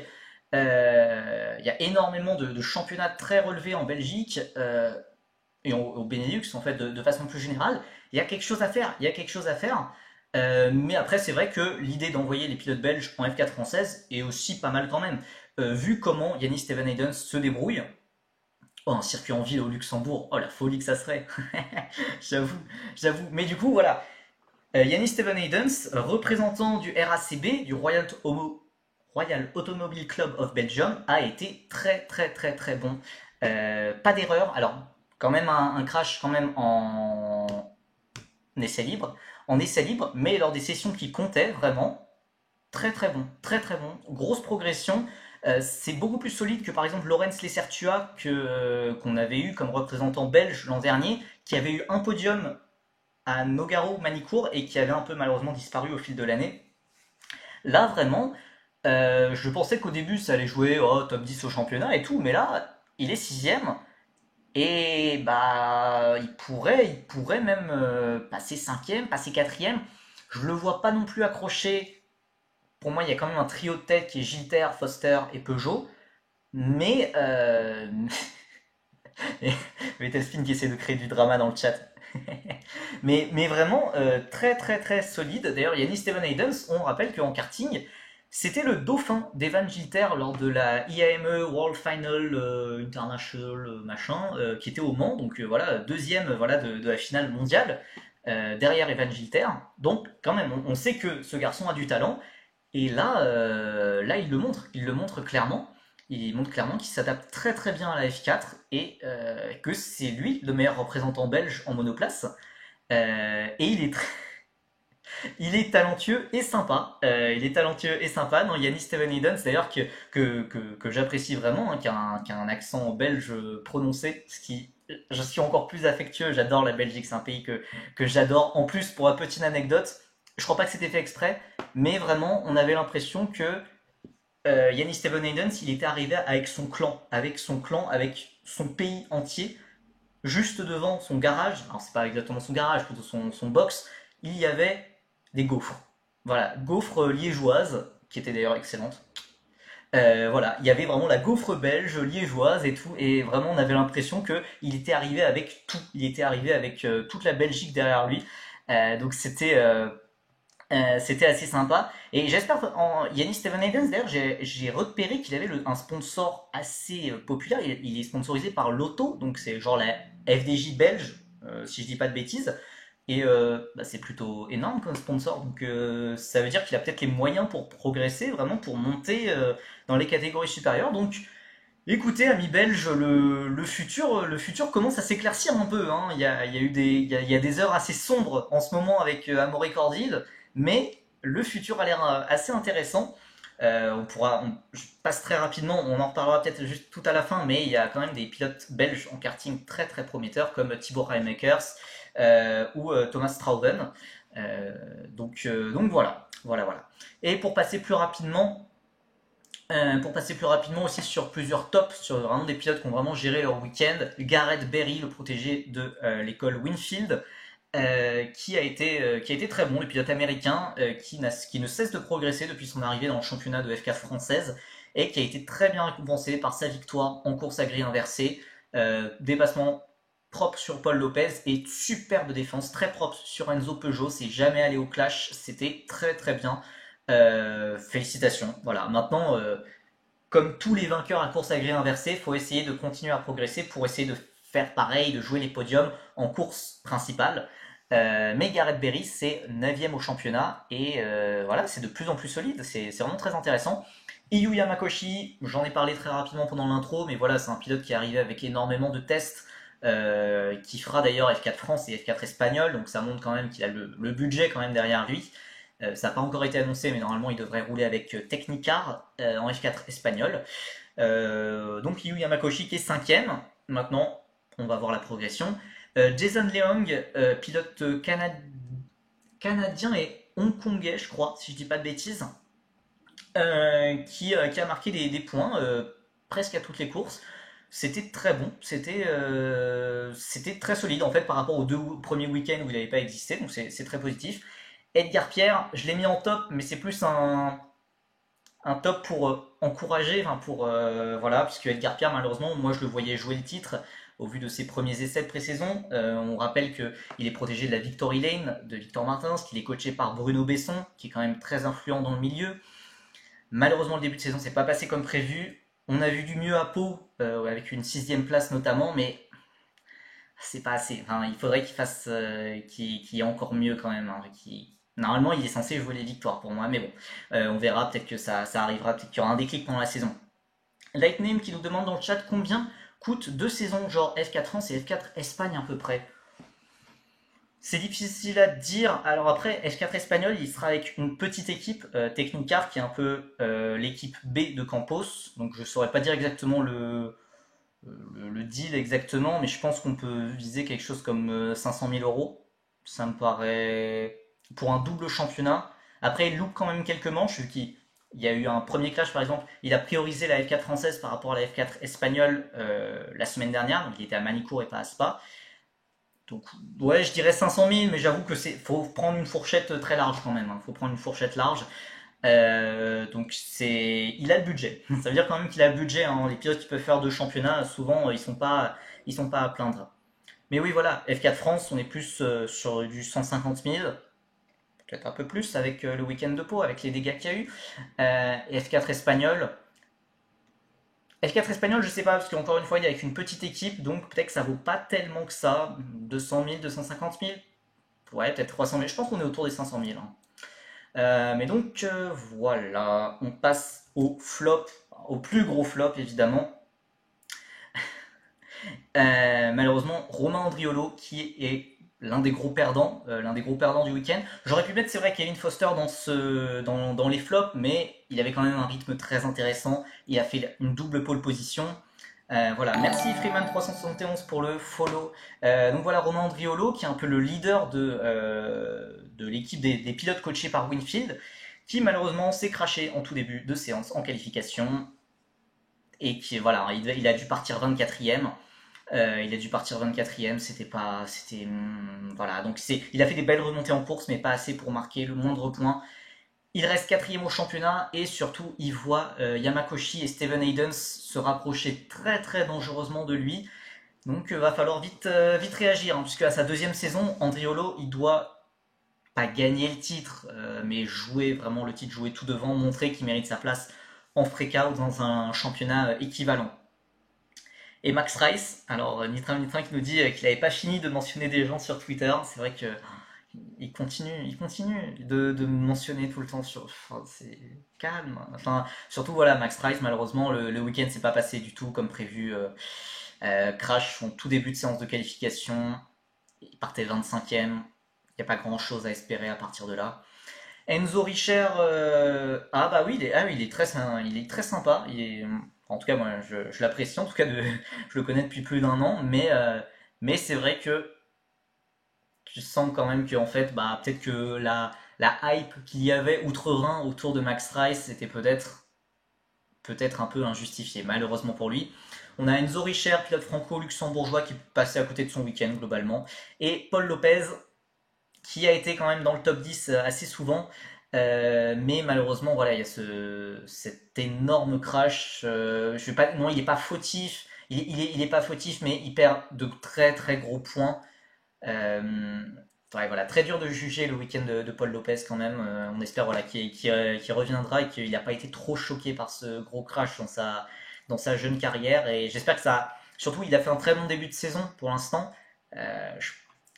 Voilà, j'espère qu'il n'a pas manqué le train pour suivre les Yamakoshi, Steven Hayden, etc. Mais là, c'est vrai que ça, voilà, il va payer très très cher en réparation. Je pense pas qu'il va payer pour les autres pilotes, puisque voilà, c'est pas de sa faute, hein, le crash. Pour moi, c'est la faute de la direction de la direction de course qui ne lui a pas dit. Mais voilà. Écoutez, je pense qu'on a fini pour la F4 française, pour ce débrief du Grand Prix de Pau. Comme je l'ai dit comme je l'ai mis sur le diapo, n'hésitez pas à follow Team Formula sur Twitter, car il y aura un pavé qui va pas tarder à débarquer normalement sur l'organisation du Grand Prix de Pau. Ça sera pas centré sur la F4 française du coup. Ah oui, oui, c'est vrai que j'ai oublié de mettre les commentateurs dans Flop, c'est vrai. Mm. Oui, oui, j'ai pas mis les commentateurs dans Flop. Je me rappelle que je le faisais à l'époque des articles pour Formula. Je mettais à chaque fois dans les moins à la fin de l'article les commentateurs. C'est sous-entendu, j'ai envie de dire. Voilà, alors un peu de pause, je vais quand même un peu reprendre ma voix. Mais on va passer à la F2. En fait, globalement, je vais partir sur une preview de la F2, de la F3, de la Freca, de la F1 Academy et même du karting très rapidement. Le pavé de team qui arrivera normalement semaine prochaine. Ça se tient. Ok. Moi normalement je devrais essayer de faire un article sur le Grand Prix de Pau, sur pas vraiment mon expérience, mais en fait je sais pas exactement comment tourner l'article. C'est très difficile parce que je sais pas si je veux axer ça sur le Grand Prix de Pau, genre un monument en péril, quelque chose comme ça, ou si je veux parler de tout ce qui s'est passé dans le week-end de F4 française, et Dieu sait s'il s'en est passé des choses. Voilà, donc c'est pour ça que j'ai pas commencé à écrire l'article malheureusement, je voulais l'écrire hier soir, je n'ai pas commencé à l'écrire malheureusement. Mais donc voilà, je vous tiendrai au courant évidemment. Est-ce que tu vas débriefer la F2, la F3 la semaine prochaine? Eh ben écoute, pourquoi pas. Je pense que on verra comment, on verra comment ça se passe. J'ai pas envie de, en fait, j'ai pas envie de faire des petits apartés hein, personnels avant qu'on parte, on parle vraiment du côté sportif. Petit aparté sur moi. J'ai pas envie de débriefer la F2, la F3 à chaque semaine. J'ai pas envie de faire que ça soit un truc régulier et que ça soit que ça finisse un peu redondant malheureusement. Donc il y aura un débrief un moment, peut-être après le triple header, puisqu'on va enchaîner Imola, Barcelone et Monaco, c'est dans cet ordre-là. Euh, mais donc il y aura un débrief un moment, je sais pas juste à quel moment. Euh, mais attends, il y a eu des mentions d'Enzo Dellini. Rico Junior, t'as peut-être loupé le début du live, mais j'en ai parlé d'Enzo Dellini. T'en fais pas, t'en fais pas. Euh, Ouais, c'est Imola, Monaco. Attends, Imola, Monaco, Barcelone. Ah oui, oui, oui, c'est Imola, Monaco, Barcelone, vu que Monaco c'est en même temps que Indianapolis, c'est vrai. Mais donc voilà, on va passer à la F2. Imola, cinquième manche de la saison. On a évidemment Théo Pourchaire qui est en tête du championnat. Pour 3 petits points. Pour 3 petits points, et c'est pas des masses, mais honnêtement, ça montre que il est régulier, qu'il est là. Alors oui, on a tous en tête ce qui s'est passé à Jeddah, le week-end catastrophique de Jeddah.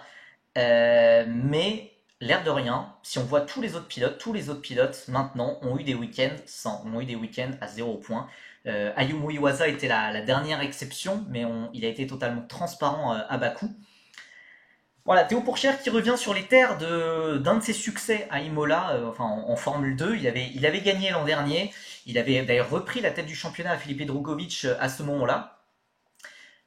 Maintenant, ça n'avait pas été la victoire la plus convaincante qu'il avait eue dans sa carrière, parce que je me rappelle que il était même derrière Roy Nissany à un moment, je crois, pendant la course. Enfin, Roy Nissany menait la course, mais il s'était craché tout seul près des stands. Il y avait quelque chose comme ça. C'était une course assez folle d'ailleurs. Il y avait Yuri Vips, parti de la pole position pour Hightech, qui avait abandonné lors d'une erreur de pilotage toute bête. Voilà, enfin voilà, du Yuri Vips classique qui craque sous la pression. Et donc en parlant de Vips, justement, ça montre que Hightech a du rythme à Imola. Mais malheureusement, les performances entre 2022 et 2023 sont quand même assez différentes. Donc on verra si Isaac Hadjar aura le rythme vraiment pour vraiment se battre pour la pole, pour les victoires. J'ai vraiment l'impression qu'Isaac Hadjar, d'ailleurs il le dit lui-même, depuis Melbourne, il a débloqué quelque chose avec sa voiture, avec l'équipe à Hightech, et que ça va beaucoup mieux. Maintenant à Bakou, il y a eu des imprécisions dans la qualification, mais voilà, on le voit, il remonte toujours très fort en course, il remonte toujours dans les points, c'est extrêmement solide. Maintenant, il faut arriver pour Isaac Hadjar à faire un week-end plein. Un week-end plein, chose qu'il n'a pas encore faite. Évidemment, quand on veut parler de week-end plein, on parle aussi de Victor Martins. Victor Martins qui est derrière Isaac Hadjar au championnat. On se rappelle de sa disqualification. Malheureusement, il avait enfin réussi à finir une course principale. Il avait fini une course principale à Bakou en finissant quatrième. Il avait été très propre pour une fois, malheureusement disqualifié pour infraction technique. Donc vraiment, c'est le sort qui s'acharne sur Victor Martins, malheureusement. Il peut pas s'en vouloir là vraiment il peut pas vraiment s'en vouloir là sur ce coup-là. Maintenant, il faut essayer de se remobiliser, de pas trop en faire hein, comme il le dit. Voilà, et de faire un week-end plein vraiment. Martins et Hadjar, c'est ceux qu'on en ont le plus besoin. Martins a récupéré la chance de Pourchaire de l'année dernière. Bah, en fait, malheureusement, je vais être un peu plus dur sur Martins comparé à Pourchaire, puisque Pourchaire, c'était beaucoup de problèmes mécaniques, pas que, mais en grande majorité. Martins, malheureusement, c'est des erreurs de pilotage. C'est des erreurs de pilotage comme à Jeddah, comme à Melbourne, comme à Bakou en course sprint où il se crache en suivant Denis Sauger qui tape le mur. Euh, hein Adjar mais attends, mais Homero, t'es ultra vénère envers les pilotes français là aujourd'hui. Adjar me déçoit beaucoup, il est absolument pas impressionnant comparé aux autres pilotes Red Bull. Quoi? Comment ça? Alors je veux bien je veux bien tes arguments, puisque pour moi, alors c'est vrai que dans les points, dans le classement, c'est vrai que ça se reflète pas vraiment, mais sur la piste, bah Melbourne par exemple, si Nissany ne met pas dehors, Adjar fait podium déjà. Et même, on voit qu'il a depuis Melbourne, vraiment, à Bakou, on a vu qu'il avait le rythme pour faire la pole position, pour se battre avec Oli Berman. Et surtout, encore une fois, Cyclo Exam le précise très bien, il est chez Hightech. Et Hightech, je vais pas dire c'est des boulets, puisque quand même, voilà. Mais Hightech, on sait toujours, c'est compliqué au niveau des arrêts au stand ou des choses comme ça. Honnêtement, enfin, c'est pas le pilote Red Bull le plus impressionnant, pas de souci là-dessus.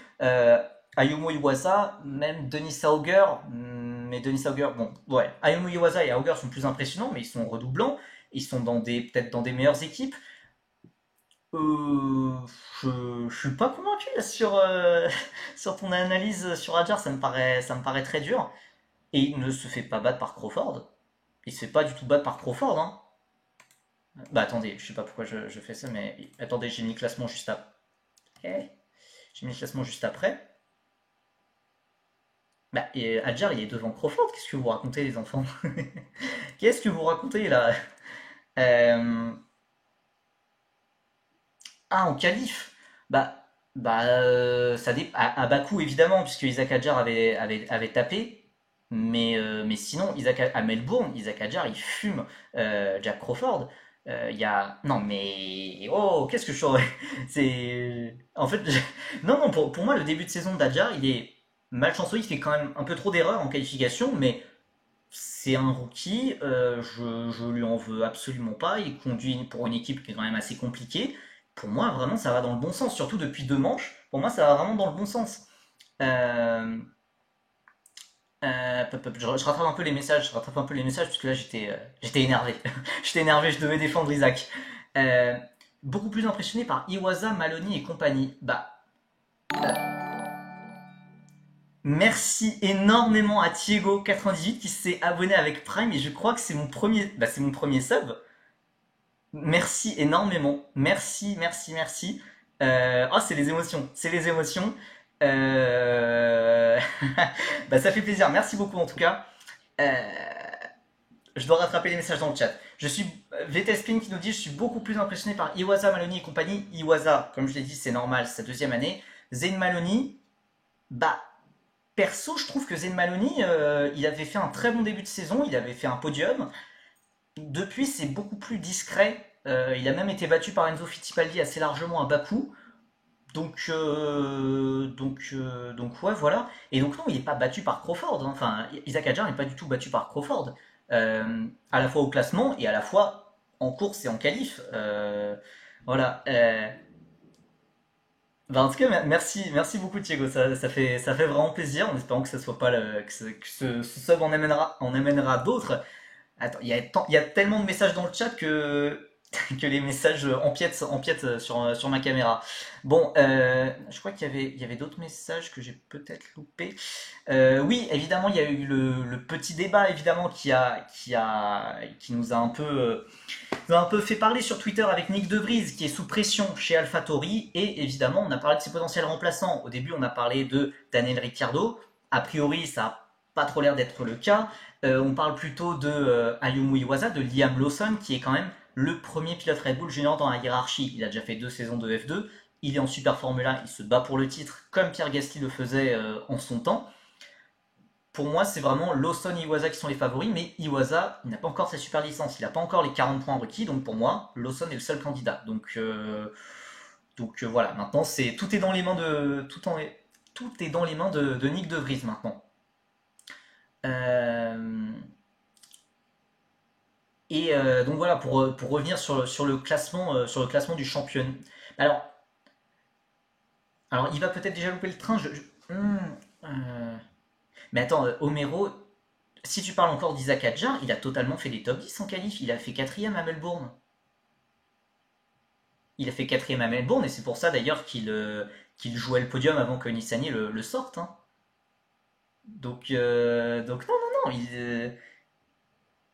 Isaac Hadjar est beaucoup plus impressionnant que Jack Crawford. Enfin, je pense que t'as peut-être loupé le week-end de Melbourne, mais le week-end de Melbourne, vraiment, c'est à ce moment-là où je me suis dit, ok, Isaac Hadjar, il est à l'aise dans la F2. Maintenant, il faut qu'il arrête de faire ses erreurs comme il a fait en qualif. Malheureusement, c'était beaucoup trop, c'était quand même trop brouillon. Mais sinon, voilà, il y a une montée en puissance d'Isaac depuis Melbourne surtout, et surtout, voilà, très belle remontée en course. Donc voilà. Pour revenir sur le classement, du coup, on a Théo Pourchère qui est en tête. Je n'ai jamais parlé du classement. Mais c'est vrai que la discussion sur AlphaTauri est très intéressante. Et pour moi, Isaac Hadjar est totalement dans le train, mais pour aller chez AlphaTauri, mais pas en 2024. 2024, ça paraît trop tôt, à moins d'une progression vraiment, et où il arrive vraiment à concrétiser les résultats.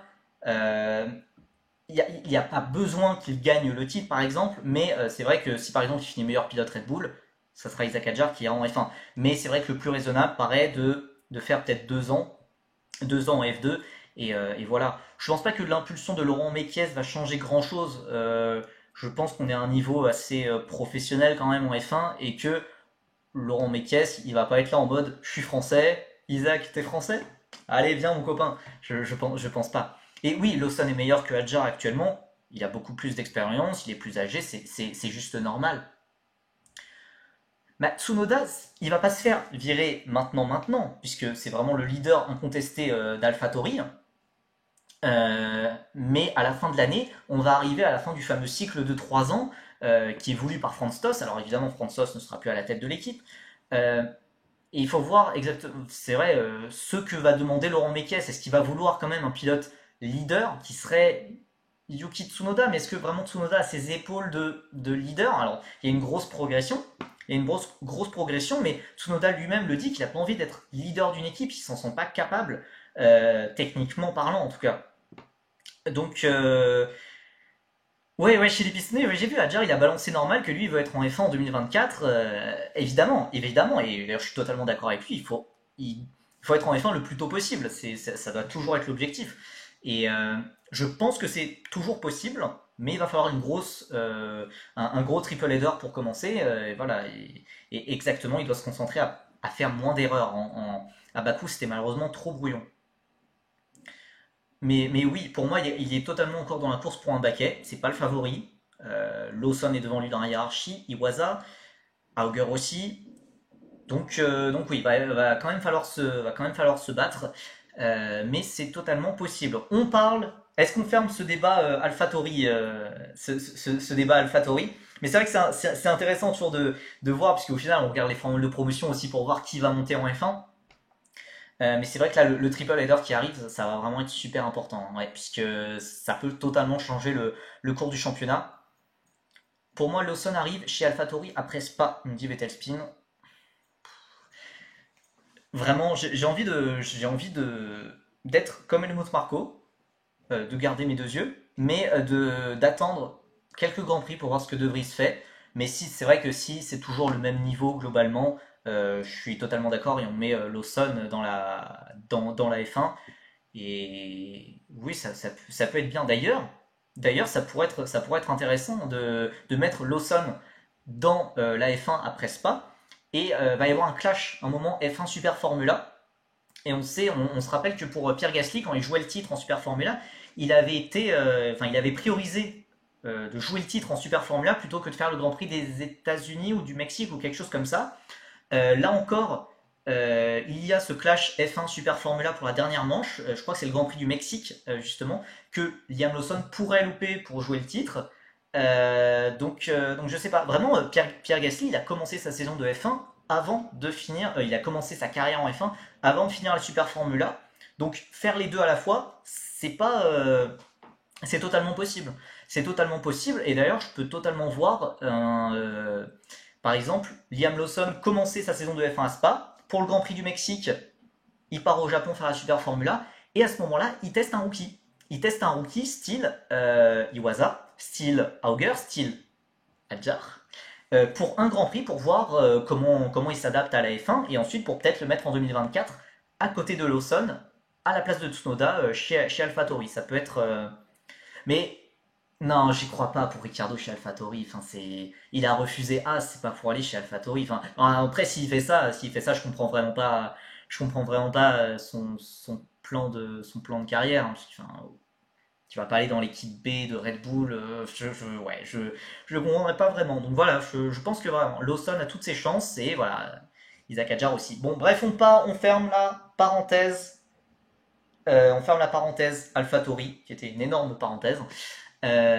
Pour voir voilà, le point sur le classement au championnat, on a Théo Pourchaire en tête, on a Frédéric Vesti 3 points derrière, on a Ayumu Iwasa, Oliver Berman aussi. Oliver Berman, j'ai très hâte de voir ce que ça va donner. Il avait été très malchanceux, euh, assez compliqué aussi en termes de gestion des pneus en début d'année, mais là voilà, à Bakou, il a tout raflé sur son passage, il était exceptionnel. Est-ce que Oliver Berman peut continuer comme ça? Et est-ce que Oliver Berman peut chercher un siège chez Haas en F1? Puisque clairement, c'est ce qu'il y a, au bout de la saison s'il fait pareil s'il fait Bakou à chaque week-end pour le reste de l'année, Berman il va finir chez Haas. La question c'est à la place de qui? Puisque Ferrari, ils ont quand même des liens très privilégiés avec Haas. Et Gunther Steiner, il est bien gentil, mais voilà, si Ferrari met les millions pour placer Oli Berman c'est le futur de Ferrari, c'est potentiellement celui qui remplacera Carlos Sainz à l'avenir. Non, mais pour l'instant c'est totalement trop tôt, hein, pour Berman. Mais s'il continue des performances comme il a fait à Bakou, Berman aurait fait en 2024. Hein. Mais encore une fois, c'est très tôt. Il a tout juste 18 ans. Euh, ça, ça pourrait faire rappeler d'ailleurs un peu la trajectoire de carrière de Théo Pourchaire pour l'instant, hein. Une ascension météorique. Il passe tout proche du titre, enfin, il saute la formule régionale, il passe tout proche du titre en F3, il monte en F2, il gagne très rapidement, et il est l'un des plus jeunes vainqueurs, enfin Théo Pourchaire est le plus jeune vainqueur, Oliver Berman doit être le deuxième plus jeune vainqueur de l'histoire. Maintenant, on sait ce que ça a donné, hein. Théo Pourchaire, il est toujours en F2 2 ans plus tard, donc voilà. On verra ce que ça donne, il faut confirmer maintenant. Euh, du coup, Vettel Spin, bon anniversaire en retard, je ne te l'ai pas souhaité. Et il est très bon, mais trop jeune pour 2024. Pour moi, trop jeune, c'est pas un argument. Enfin, si t'es assez bon dans les formes de promotion, il faut qu'il le prépare, il faut qu'il fasse des essais libres en F1, évidemment. Mais pour moi, trop jeune, c'est pas un argument. Et puis d'ailleurs, Verstappen, il a bien commencé en F1 à 17 ans. Il est double champion du monde aujourd'hui, bientôt triple. Voilà, enfin, bientôt. Je m'avance peut-être un peu, on est en mai, mais quand même. Euh, c'est exactement ça. Moi, tu me parles pas d'âge. Tu me parles que de sport auto et de niveau, hein, pour compléter la phrase de Mbappé. Euh, Après Oliverman, évidemment, dans le championnat, on a Kouch-Meini. Kouch-Meini, exceptionnel. Exceptionnel, c'est la surprise de l'année. Toute formule de promotion confondue. Je m'y connais pas assez dans les autres catégories de sport auto euh, pour dire si c'est vraiment la surprise de l'année en sport auto, mais Kouchmeni, incroyable. Il est pour une petite équipe, hein, Campos quand même, hein, comme comparé aux mastodontes que sont Prema, que sont Carlin, que sont ART, que sont Dams. Et Kouchmeni est cinquième au championnat, il tape Ralph Boschung, son coéquipier. C'est exceptionnel, c'est exceptionnel comme début de saison. On rappelle qu'il est rookie. Chapeau, chapeau. Alors oui, en F3, il avait été très irrégulier. C'est vrai que moi aussi, hein, l'image que j'ai en tête de Kouchmeni en F3, il y avait quand même une qualification exceptionnelle à Bahreïn, je me rappelle, mais c'est vrai que je me rappelle aussi qu'il était totalement rentré dans Martin Saspa à l'arrêt de bus. Mais donc c'est très très impressionnant et il a l'air de pouvoir vraiment tenir ça sur plusieurs manches, même quand Campos n'est pas forcément au rendez-vous. C'est très très solide, donc félicitations. Ouais, ouais, ça peut être assimilable à Drugovic, j'y avais pas pensé. Euh, ouais, en vrai. À la différence quand même que Kouchmeni en F3, Kouchmeni en F3, il n'avait pas été bon, mais enfin, il avait été ok, mais derrière ses coéquipiers globalement. Alors, je dis peut-être une erreur, hein. Je dis peut-être une erreur parce que je ne me rappelle plus. Je ne me rappelle plus dans quelle équipe il était. Aïe aïe aïe.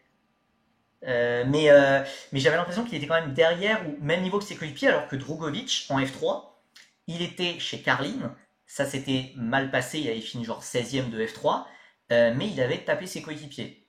Donc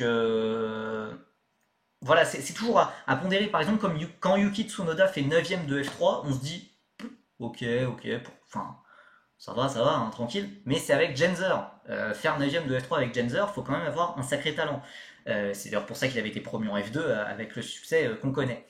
Voilà, l'équipe, malheureusement en formule de promotion, joue énormément. C'est aussi pour ça d'ailleurs que j'adore tant la F4 française. C'est parce que voilà, tout le monde se bat avec les mêmes armes. Voilà, l'équipe joue énormément et Kouchmeni, ça lui pose pas de problème. Visiblement, il arrive à transcender Campos. C'est très très très très solide. Ensuite, on a Denis Sauger qui joue pas mal de malchance, qui a perdu énormément lors de la course sprint à Bakou qu'il menait, qu'il menait et qui a provoqué un carambolage pas possible derrière avec Martins, puis Daruvala qui s'est encastré en dessous. Enfin bref, voilà. Il a perdu de précieux points et surtout, Auger, est-ce que ça commencerait pas à ressembler à Vips, à Lawson ou des pilotes comme ça, non, alors peut-être pas Lawson, mais Vips vraiment, des pilotes qui craquent sous la pression. Voilà, donc Kouchmeni était chez MP avec Collet et Smoliar, on me dit dans le chat, donc oui, il était derrière, ce qui n'était pas le cas de Drogovic. Euh, euh, voilà, donc Denis Sauger, est-ce que Denis Sauger, c'est plus, il craque sous la pression. Alors c'est un peu beaucoup de dire ça quand le mec est champion de F3, quand le mec est champion de F4 italienne, mais là, il a craqué sous la pression. Il faudrait pas que ça se répète trop souvent, puisque Red Bull, les pilotes qui craquent sous la pression, ils les virent. Bon, ils ont aussi viré Yuri Vips pour d'autres raisons, c'est vrai. Bref, on passe à Arthur Leclerc. Très bon, malheureusement, il a payé le mauvais week-end il a payé le mauvais week-end de Dams à Bakou. Ensuite, on a Bochung, Daruvala, Fittipaldi qui a fait une très très grosse performance à Bakou, hein, en doublant, en étant plus rapide que Théo Pourchaire, hein, quand même sur la deuxième moitié de course. Euh, Arthur Leclerc, il a pas super marché. Oh, pas mal, pas mal, pas mal. Ensuite, on a Maloney, Verschoor, Douane. Douane, il est censé jouer le titre, hein. Il faisait le fanfaron en début d'année. Peut-être un peu comme Théo Pourchaire l'an dernier, sauf que Théo Pourchaire était beaucoup plus proche du titre, hein. Il était deuxième, premier, etc. Mais Jack Douane, il disait ouais que voilà, il allait jouer le titre, il allait gagner le titre, il allait gagner le titre. Très très présomptueux de lui, il est 13e au championnat et surtout il n'y a aucune performance marquante. Alors que Isaac Hadjar, Victor Martins, qui sont juste derrière, ont eu des performances marquantes. Ensuite on a Crawford, Correa, Novalak, Stanek, Nissani et notre dernière ligne de feu, notre dernière ligne de chaque session. Ils sont toujours là, toujours réguliers, toujours au rendez-vous, c'est bien entendu. Amaury Cordil et Brad Benavides. Ouais, voilà, c'est ça. Jack Doohan expect to dominate the 2023 season. Well. Well, well, well. On passe à la F3. Oui, d'ailleurs, j'en ai pas parlé, mais pour la F2, la F3, évidemment, la F1, à Imola, il y aura de la pluie. Il y aura de la pluie. On passe un mois de mai catastrophique en Europe, enfin catastrophique en termes de conditions climatiques, hein. Que ce soit à Spa-Francorchamps, que ce soit à Pau, il y a de la pluie à chaque fois, à chaque week-end de course. Donc oui, voilà, il y aura de la pluie. Il y aura de la pluie, à voir l'intensité évidemment.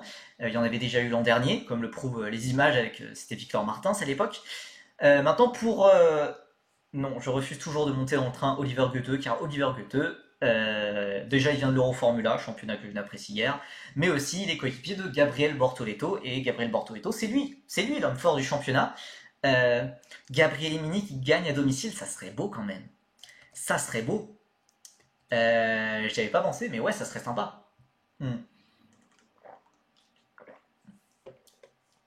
Il y a quand même un gros avantage pour les pilotes de F3. Donc, la plupart des gens viennent de Freca, la plupart des pilotes viennent de la Formule régionale européenne par Alpine, de la F4 italienne, etc. Mais il y a des pilotes aussi qui viennent de la F4 espagnole, qui vont découvrir le circuit, comme Nicolas Tsoloff et Hugh Barter. Donc, malheureusement, pour eux, je n'attends pas grand chose. Par exemple, je les adore les deux, mais malheureusement, ça risque d'être un week-end compliqué et malheureusement, ils ont déjà 0 points. Donc voilà, il serait temps de commencer à marquer des points. Pour revenir sur le classement du championnat, on a Bortoleto qui a pris, voilà, qui a 20 points d'avance sur tout le monde.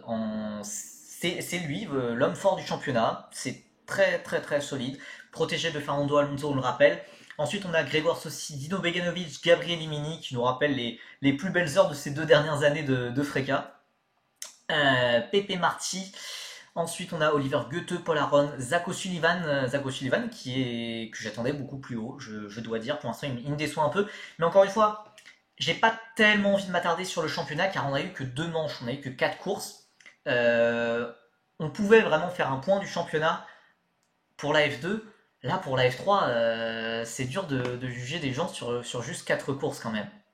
Et oui, évidemment, Gabriel Emini devrait être beaucoup plus haut, hein. Il s'est fait un peu voler une victoire quand même, avec la safety car à Bahreïn où il s'était pris une pénalité de 5 secondes qu'il avait rétrogradé au 8e rang. On a aussi voilà, Luke Browning qui est la nouvelle recrue de Williams. D'ailleurs, ça sera sa première course. Luke Browning, on n'en a pas, on en a pas, on n'a peut-être pas parlé sur Twitter, tiens, mais Luke Browning qui a rejoint la Williams Driver Academy aux côtés de Zach O'Sullivan. Peut-être que Williams a senti le vent tourner, ils se sont dit, mais Zach O'Sullivan, peut-être qu'en fait il est pas si bon et que Luke Browning est plus prometteur. Je sais pas, non, j'extrapole un peu, mais c'est intéressant de voir qu'ils ont recruté un nouveau pilote britannique qui est quand même beaucoup plus âgé que Zach O'Sullivan. Ensuite, on a Sébastien Montoya, Franco Colapinto, seulement 12e, lui aussi pilote de la Williams Driver Academy. Colapinto, là encore, il faut pas se baser sur sa 12e place. On peut pas dire comme ça, ah bah oui, c'est le 12e meilleur pilote de la F3. Non, non, non, non, Colapinto, normalement, ça doit jouer le titre. Malheureusement, il est seulement chez MP, donc il risque d'être un peu limité. Voilà. Mais s'il veut vraiment jouer le titre, il va falloir être beaucoup plus régulier, éviter les crashs comme il a eu en Australie. Caillou Colette, j'ai perdu espoir. J'ai perdu tout espoir que j'avais en lui. Voilà, c'est sa troisième année. Van Amersfoort, c'est peut-être pas la meilleure équipe, donc ça n'aide pas, c'est vrai. Voilà. Oui, en plus, Kolepto qui avait été disqualifié. Ensuite, on a Kalen Frédéric, on a Mansell, etc. Bon, voilà, il y a beaucoup de pilotes qui doivent absolument commencer à lancer leur saison. Je parlais de. Alors, il y a Taylor Barnard. Taylor Barnard, j'ai surtout envie qu'il fasse des bonnes qualifs. Euh, on peut, à la rigueur, on peut assimiler ça à Isaac Hadjar, mais Taylor Barnard, on sait qu'il a un énorme talent. Il nous l'a montré cet hiver en Formule régionale Moyen-Orient, avec des remontées exceptionnelles en course. Il avait fini vice-champion quand même, en découvrant la voiture. Taylor Barnard qui a inscrit les premiers points voilà, pour l'équipe Genzer Motorsport. Euh, Maintenant, il faut essayer de se qualifier plus haut pour espérer vraiment viser. S'il arrive à faire, je pense que l'objectif, ça doit être essayer de faire une saison à la Yuki Tsunoda, qui était aussi chez Genzer. Il faut essayer de transcender cette équipe, essayer voilà, de chercher les top 10, de chercher les podiums de temps en temps. Ça doit être possible. Oui, Taylor Barnard, qui s'appelle d'ailleurs TBA sur les affichages des écrans de F1, ça fait un peu. Enfin, en tout cas, en anglais, ça veut dire to be announced normalement. Donc, ça fait un peu genre. Ah, il y a un pilote qui sera bientôt annoncé. Il est actuellement 15e. On attend. Bref. Mais oui, c'est vrai, déjà des points dans une Jazzer, c'est pas arrivé 36 000 fois rien que l'année dernière. Maintenant, voilà, il faut réussir à être plus régulier. Il y a encore 8 manches, donc la saison est encore très longue. Mais voilà, après ce triple header, on sera déjà à la mi-saison en F3. Donc ça va passer très vite. Hein. Ça va passer très très vite. Donc voilà, ce triple header, faut pas le louper. Solo of Barter, c'est décevant. Alors, Barter, tu vois, j'ai vu des bonnes choses. J'ai vu des bonnes choses dans Hugh Barter, enfin, dans Hugh Barter. Euh, j'ai vu des belles choses avec Hugh Barter, notamment à Bahreïn. Il s'était qualifié cinquième, si je dis pas de bêtises. Il avait joué de malchance avec des crevaisons, des petits contacts en course. Euh, donc Barter, je suis pas spécialement inquiet. Par contre, Tsoloff, moi j'attendais de Tsoloff qu'il fasse une saison à la Théo Pourchaire 2020.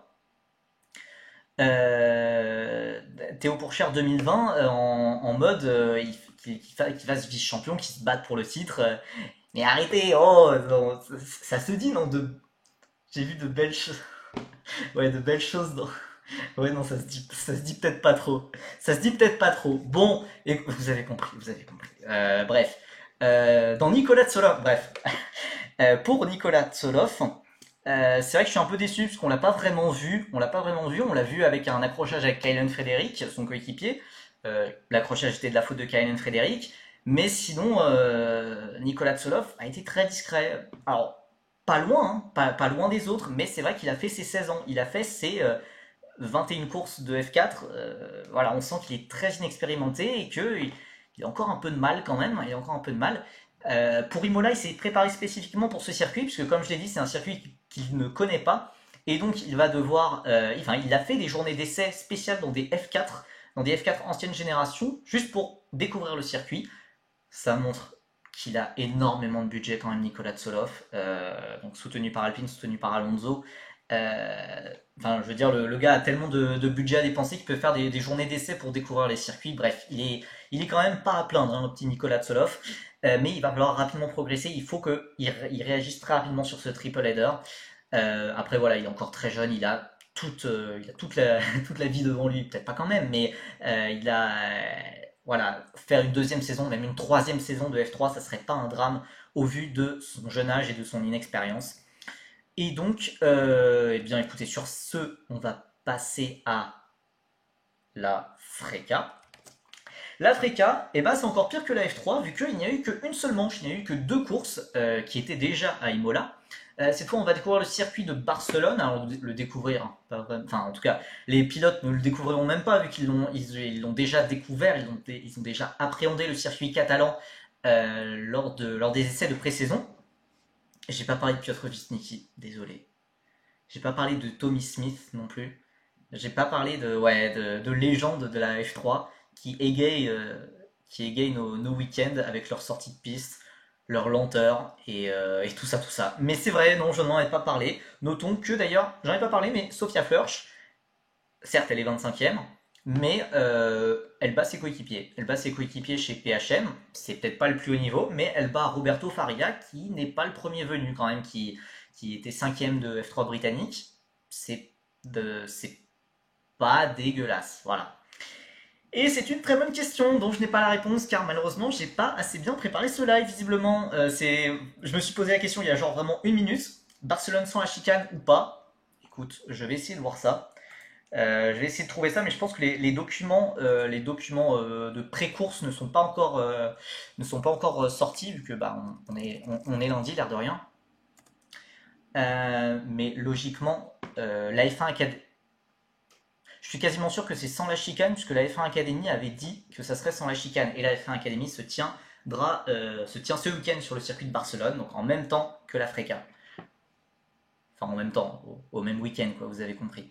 Puisqu'en même temps, les Freca et les F1 Academy au même endroit, ça va être compliqué. J'essaye de trouver ça, mais je suis pas sûr que je puisse. Euh,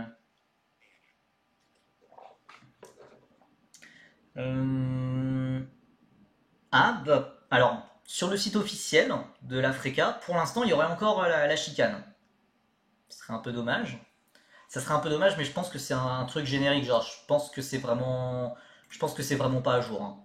Enfin, voilà. Bon, écoutez, on verra, hein, ça sera la surprise, hein. On verra aux essais les pilotes qui peut-être qui découvriront ça en même temps que nous, s'il faut prendre la chicane ou pas.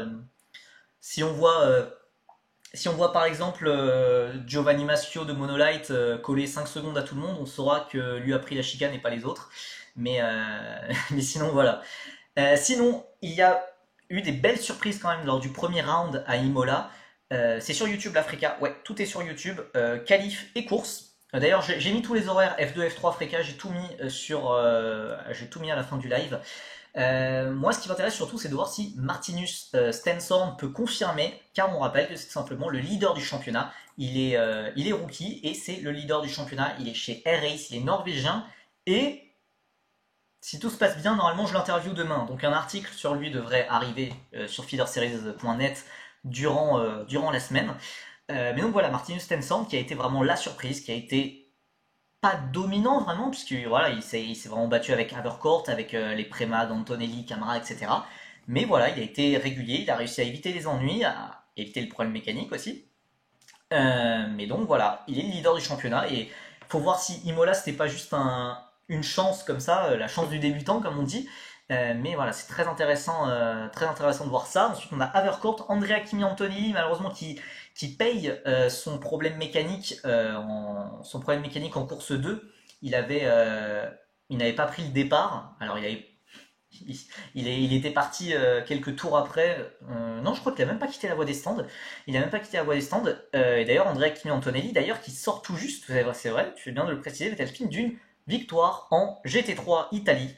Le gars est trop fort. Le gars est trop fort, je suis désolé. Voilà, premier week-end dans la nouvelle voiture, il gagne direct. En plus, avec une grosse marge, hein, si je dis pas de bêtises. Voilà, maintenant Antonelli est que troisième au championnat et il y a 25 points de retard sur Stenson. Évidemment, voilà, il peut rien pour les problèmes mécaniques en course 2. Mais je pense que voilà, il va pas vouloir laisser Stenson et Havercourt s'échapper indéfiniment. Il va falloir vite réagir. Ce qui m'intéresse aussi, c'est de voir comment comment ça va se passer pour Raphaël Camara, qui a été très très impressionnant, qui avait fait la première pole de la saison avant d'être pénalisé, je crois, pour track limits. Mais du coup, Raphaël Camara, ça sera un rival d'Andrea Kimi Antonelli. Ça va être très intéressant. Niki Borat, très bonne surprise. On va passer globalement sur les autres pilotes. On va s'attarder sur Maya Veug. C'est vrai qu'il n'était pas largué, qui est la leader incontestée de son équipe KIC Motorsport, mais malheureusement KIC, c'est une mauvaise équipe malheureusement. Je pense qu'elle pourra gratter un ou deux points par-ci par-là, mais ce sera difficile de l'avoir beaucoup plus haut. Et il faut parler de nos Français, évidemment, de nos Français. Victor Bernier, meilleur Français avec sa quatrième place lors de la course 2. La course 2, c'était un peu un battle royale, hein, on va pas se le cacher. C'était un peu du grand n'importe quoi. On a eu beaucoup de pilotes qui se sont crashés, beaucoup de pilotes qui ont eu des problèmes mécaniques. C'était un peu n'importe quoi. Le Français le plus impressionnant, enfin, en tout cas pendant le week-end d'Imola, c'était totalement Alessandro Giusti, le pilote G4 Racing, champion de F4 française en titre, protégé de l'équipe de France FFSA. qui a été très bon, qui a dominé son coéquipier plus expérimenté Michael Beloff, et qui est le deuxième meilleur rookie actuellement. C'est solide, c'est solide. Et aussi, ça faisait plus d'un an, ça faisait 1 an et demi que G4 Racing n'avait pas marqué de points, donc forcément c'est assez rafraîchissant de voir Justy ici. Surtout Justy, il avait été très impressionnant à Barcelone lors des essais, donc on espère qu'il pourra continuer comme ça. On a aussi Marcus Amand qui est le leader d'ART. Alors c'est peut-être très bizarre à dire, mais en étant 13e, 13e au championnat, il est leader de son équipe. Charlie Wurtz et Laurens Van Eupen sont derrière lui. ART est totalement passé à côté de son week-end à Imola. Il va vite falloir une réaction, puisque là pour l'instant ART est genre 7e au championnat, derrière G4 Racing. C'est normalement ART c'est un top team, ça se bat avec Prema, ça se bat avec R-Ace. Là c'est compliqué pour l'instant. Aussi du, pardon, aussi du côté des autres Français, Matteo Capito avait été assez malchanceux, des mauvais réglages, pas mal de trafic aussi. Il y avait aussi un problème mécanique en plein milieu de la course, je crois un problème de boîte de transmission si je dis pas de bêtises.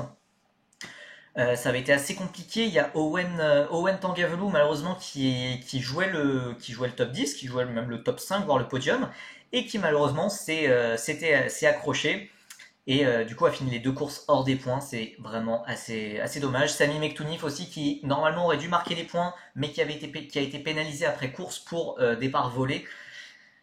Voilà, ça a été compliqué pour nos Français, pour nos Français, le premier week-end de Freka. Vraiment, le rayon d'espoir est surtout venu de Giusti et de Marcus Amand en quelque sorte aussi, mais Marcus Amand avec ART, on espère qu'il puisse monter encore un peu plus.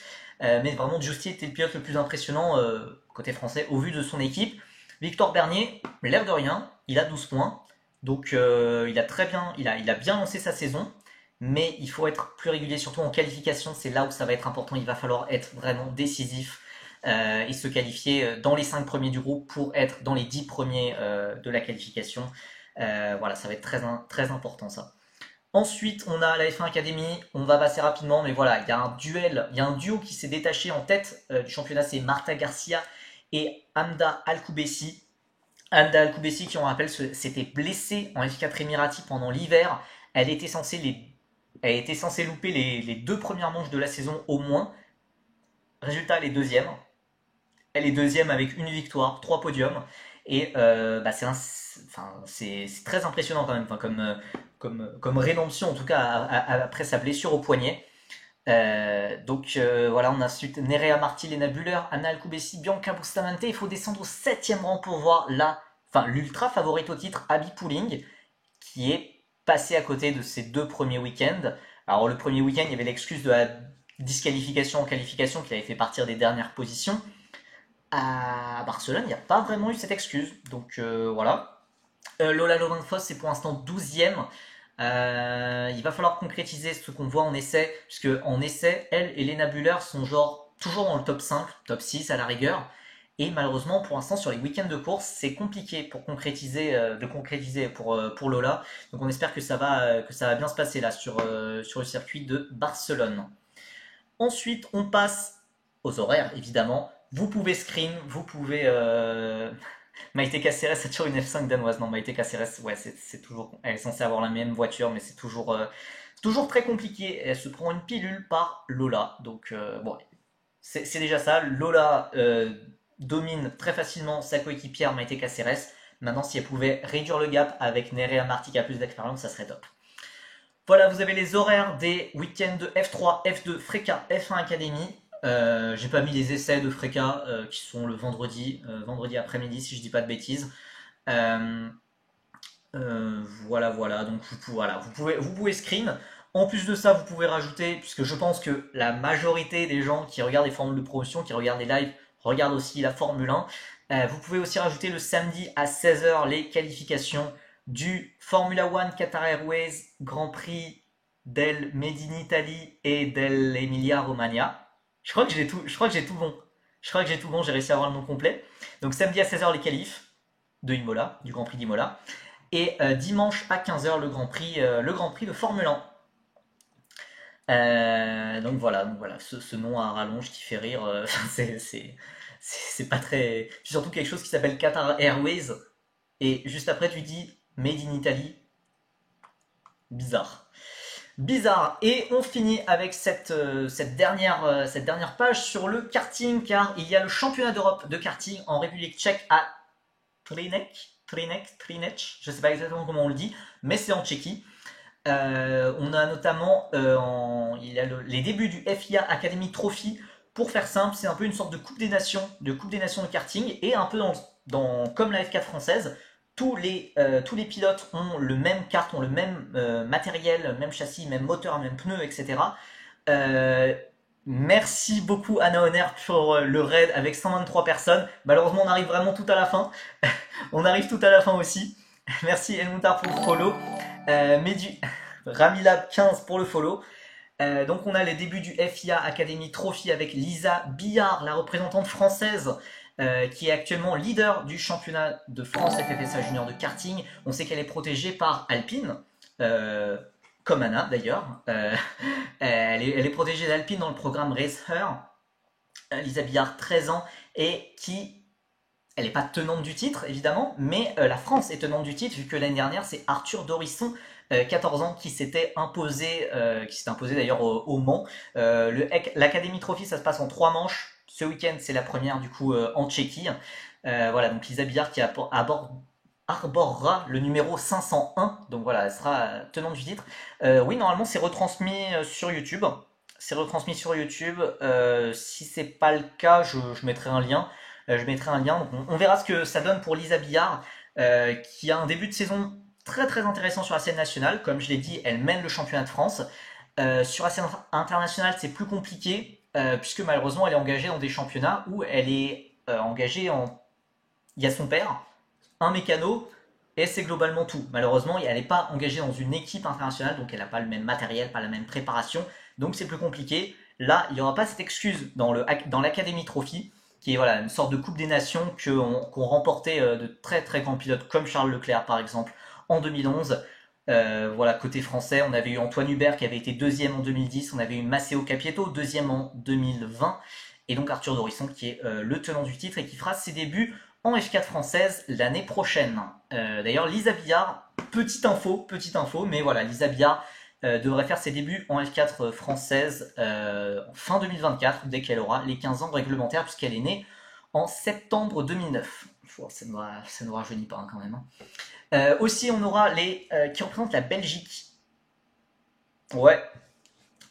Alors, pour les Pays-Bas, je sais que c'est pas intéressant, mais pour les Pays-Bas, c'est Rocco Coronel, tout simplement le fils de Tom Coronel. Tom Coronel que j'ai croisé, que j'ai croisé à Pau, puisqu'il avait remporté, il a remporté la course 2 du TCR Europe, donc le quinquagénaire. Ouais, quinquagénaire, qui a donc son fils engagé dans l'Academy Trophy. Alors j'essaye de trouver le représentant de la Belgique. En attendant, on a aussi le championnat d'Europe OCA. Donc là, c'est totalement différent. C'est vraiment des équipes professionnelles engagées. Il y a toute une préparation, toute une organisation qui s'apparente plus à des championnats, des championnats avec équipe, donc avec des différences entre les équipes, etc. J'essaye de trouver ça. Nitram, t'en fais pas, je cherche. Je cherche. Mais donc, en Oka, évidemment, on a plusieurs pilotes dont j'ai déjà parlé rapidement sur Twitter ou même sur Twitch. On a Kin Nakamura Berta, le tenant du titre, protégé d'Alpine. On a Alex Powell, le Jamaïcain de Mercedes, qui fait un excellent début de saison. C'est extrêmement impressionnant d'ailleurs ce qu'il fait Alex Powell. Voilà, j'y arrive bientôt. Nitram, je n'ai pas oublié. Côté français, on a 5 pilotes français engagés, dont plusieurs. Je peux déjà vous annoncer qu'ils feront de la F4, en 2024. Ça rime, lol. J'ai fait une rime avec 4, c'est drôle. Bref, alors, le représentant de la Belgique, c'est Alexis Constant. Alors, j'avoue, je ne le connais pas. Je ne connais pas ce Alexis Constant, mais il sera le représentant belge pour l'Academy Trophy. Voilà. Fin de la parenthèse. Et pour le championnat d'Europe OCA, du coup, on a 5 Français engagés avec Jules Caranta. Pour ceux qui avaient suivi les FIA Motorsport Games, qui étaient au Castellet l'an dernier, c'est lui qui avait franchi la ligne d'arrivée en tête dans l'épreuve karting. Malheureusement, il s'était pris une pénalité très litigieuse, pour pas dire un peu abusée, pour pas dire honteuse, qui l'avait fait rétrograder au quatrième rang. Mais voilà, Jules Caranta, gros talent quand même en karting. On a aussi Maxence Verbrugge qui connaît un début de saison malheureusement assez compliqué. On a Jimmy Elias, début de saison rayonnant. Il a été numéro 1 mondial pendant quelques semaines. Malheureusement, ça n'a pas tenu. Il a eu une première manche du championnat d'Europe assez compliquée. Il a changé d'équipe, c'est maintenant en pilote usine chez CRG. Donc voilà, il fera de la F4 en 2024, il me l'a dit. Voilà, donc ça c'est vraiment sa dernière saison en karting. On a Arthur Poulain, demi-finaliste du volant Field Racing et demi-finaliste du volant Richard Mille, qui avait été le Français le plus en vue lors de la première manche du championnat d'Europe il y a un mois. Et on a enfin Malo Boyer. Je n'ai pas grand chose à dire parce que je ne le connais pas vraiment. Mais voilà, on a 5 Français engagés sur ce week-end de karting en Oka. Malheureusement, en Oka Junior, pas beaucoup de choses à dire. On a Thibaut Reimakers de la Belgique, évidemment.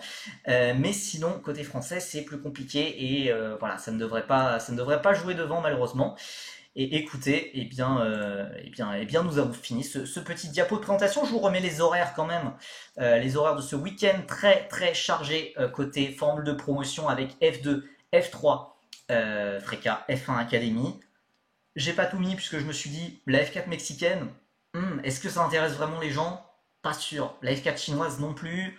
La F4 d'Europe centrale, j'ai beaucoup hésité. Non, non, non, non. Donc voilà, les 4 principaux championnats de formule de promotion à suivre ce week-end. La F2, la F3. Il devrait y avoir de la pluie au rendez-vous à Imola, comme pour la F1. Et la Freca, la F1 Academy, ça devrait être sec normalement à Barcelone. Donc voilà, beaucoup de choses à dire, évidemment. Live assez long, live assez long, j'avoue. La rediffusion devrait être disponible fin de soirée ou plutôt peut-être demain matin sur la chaîne YouTube Percy VOD que je vous conseille évidemment en toute objectivité, c'est une excellente chaîne YouTube pour les rediffusions. Il y a un seul championnat où Genzer est bon et il snob pas simple. Alors pour Genzer Motorsport c'est plus facile d'être bon quand il y a 6 voitures engagées. Merci Sirfouillou pour le follow et merci Thomas 2511002 pour le follow. J'ai aussi loupé Naelo. Merci à tous ceux là tous ceux qui viennent grâce à Anna en tout cas. Voilà, écoutez, voilà, là, tout sera en rediffusion. On a parlé énormément en long, en large et en travers du Grand Prix de Pau, de l'énorme crash de la course 2 hein, qui a énormément fait parler. Tous les pilotes vont bien, heureusement. Voilà, tout sera. On a parlé de la F2, de la F3, de la Freca, de la F1 Academy et même du karting. Tout sera disponible bientôt sur la chaîne YouTube Percy VOD. Écoutez, bah d'ici là, moi je vous dis à plus. Je ne sais pas exactement quand. Je ne pense pas, on ne devrait pas faire malheureusement pas de live pour cette semaine. Donc je pense que je vous dis à la semaine prochaine et de toute façon, on reste connectés ensemble sur Twitter. Il y aura beaucoup de choses à dire pendant ce week-end de formule de promotion. Allez, salut, bonne soirée.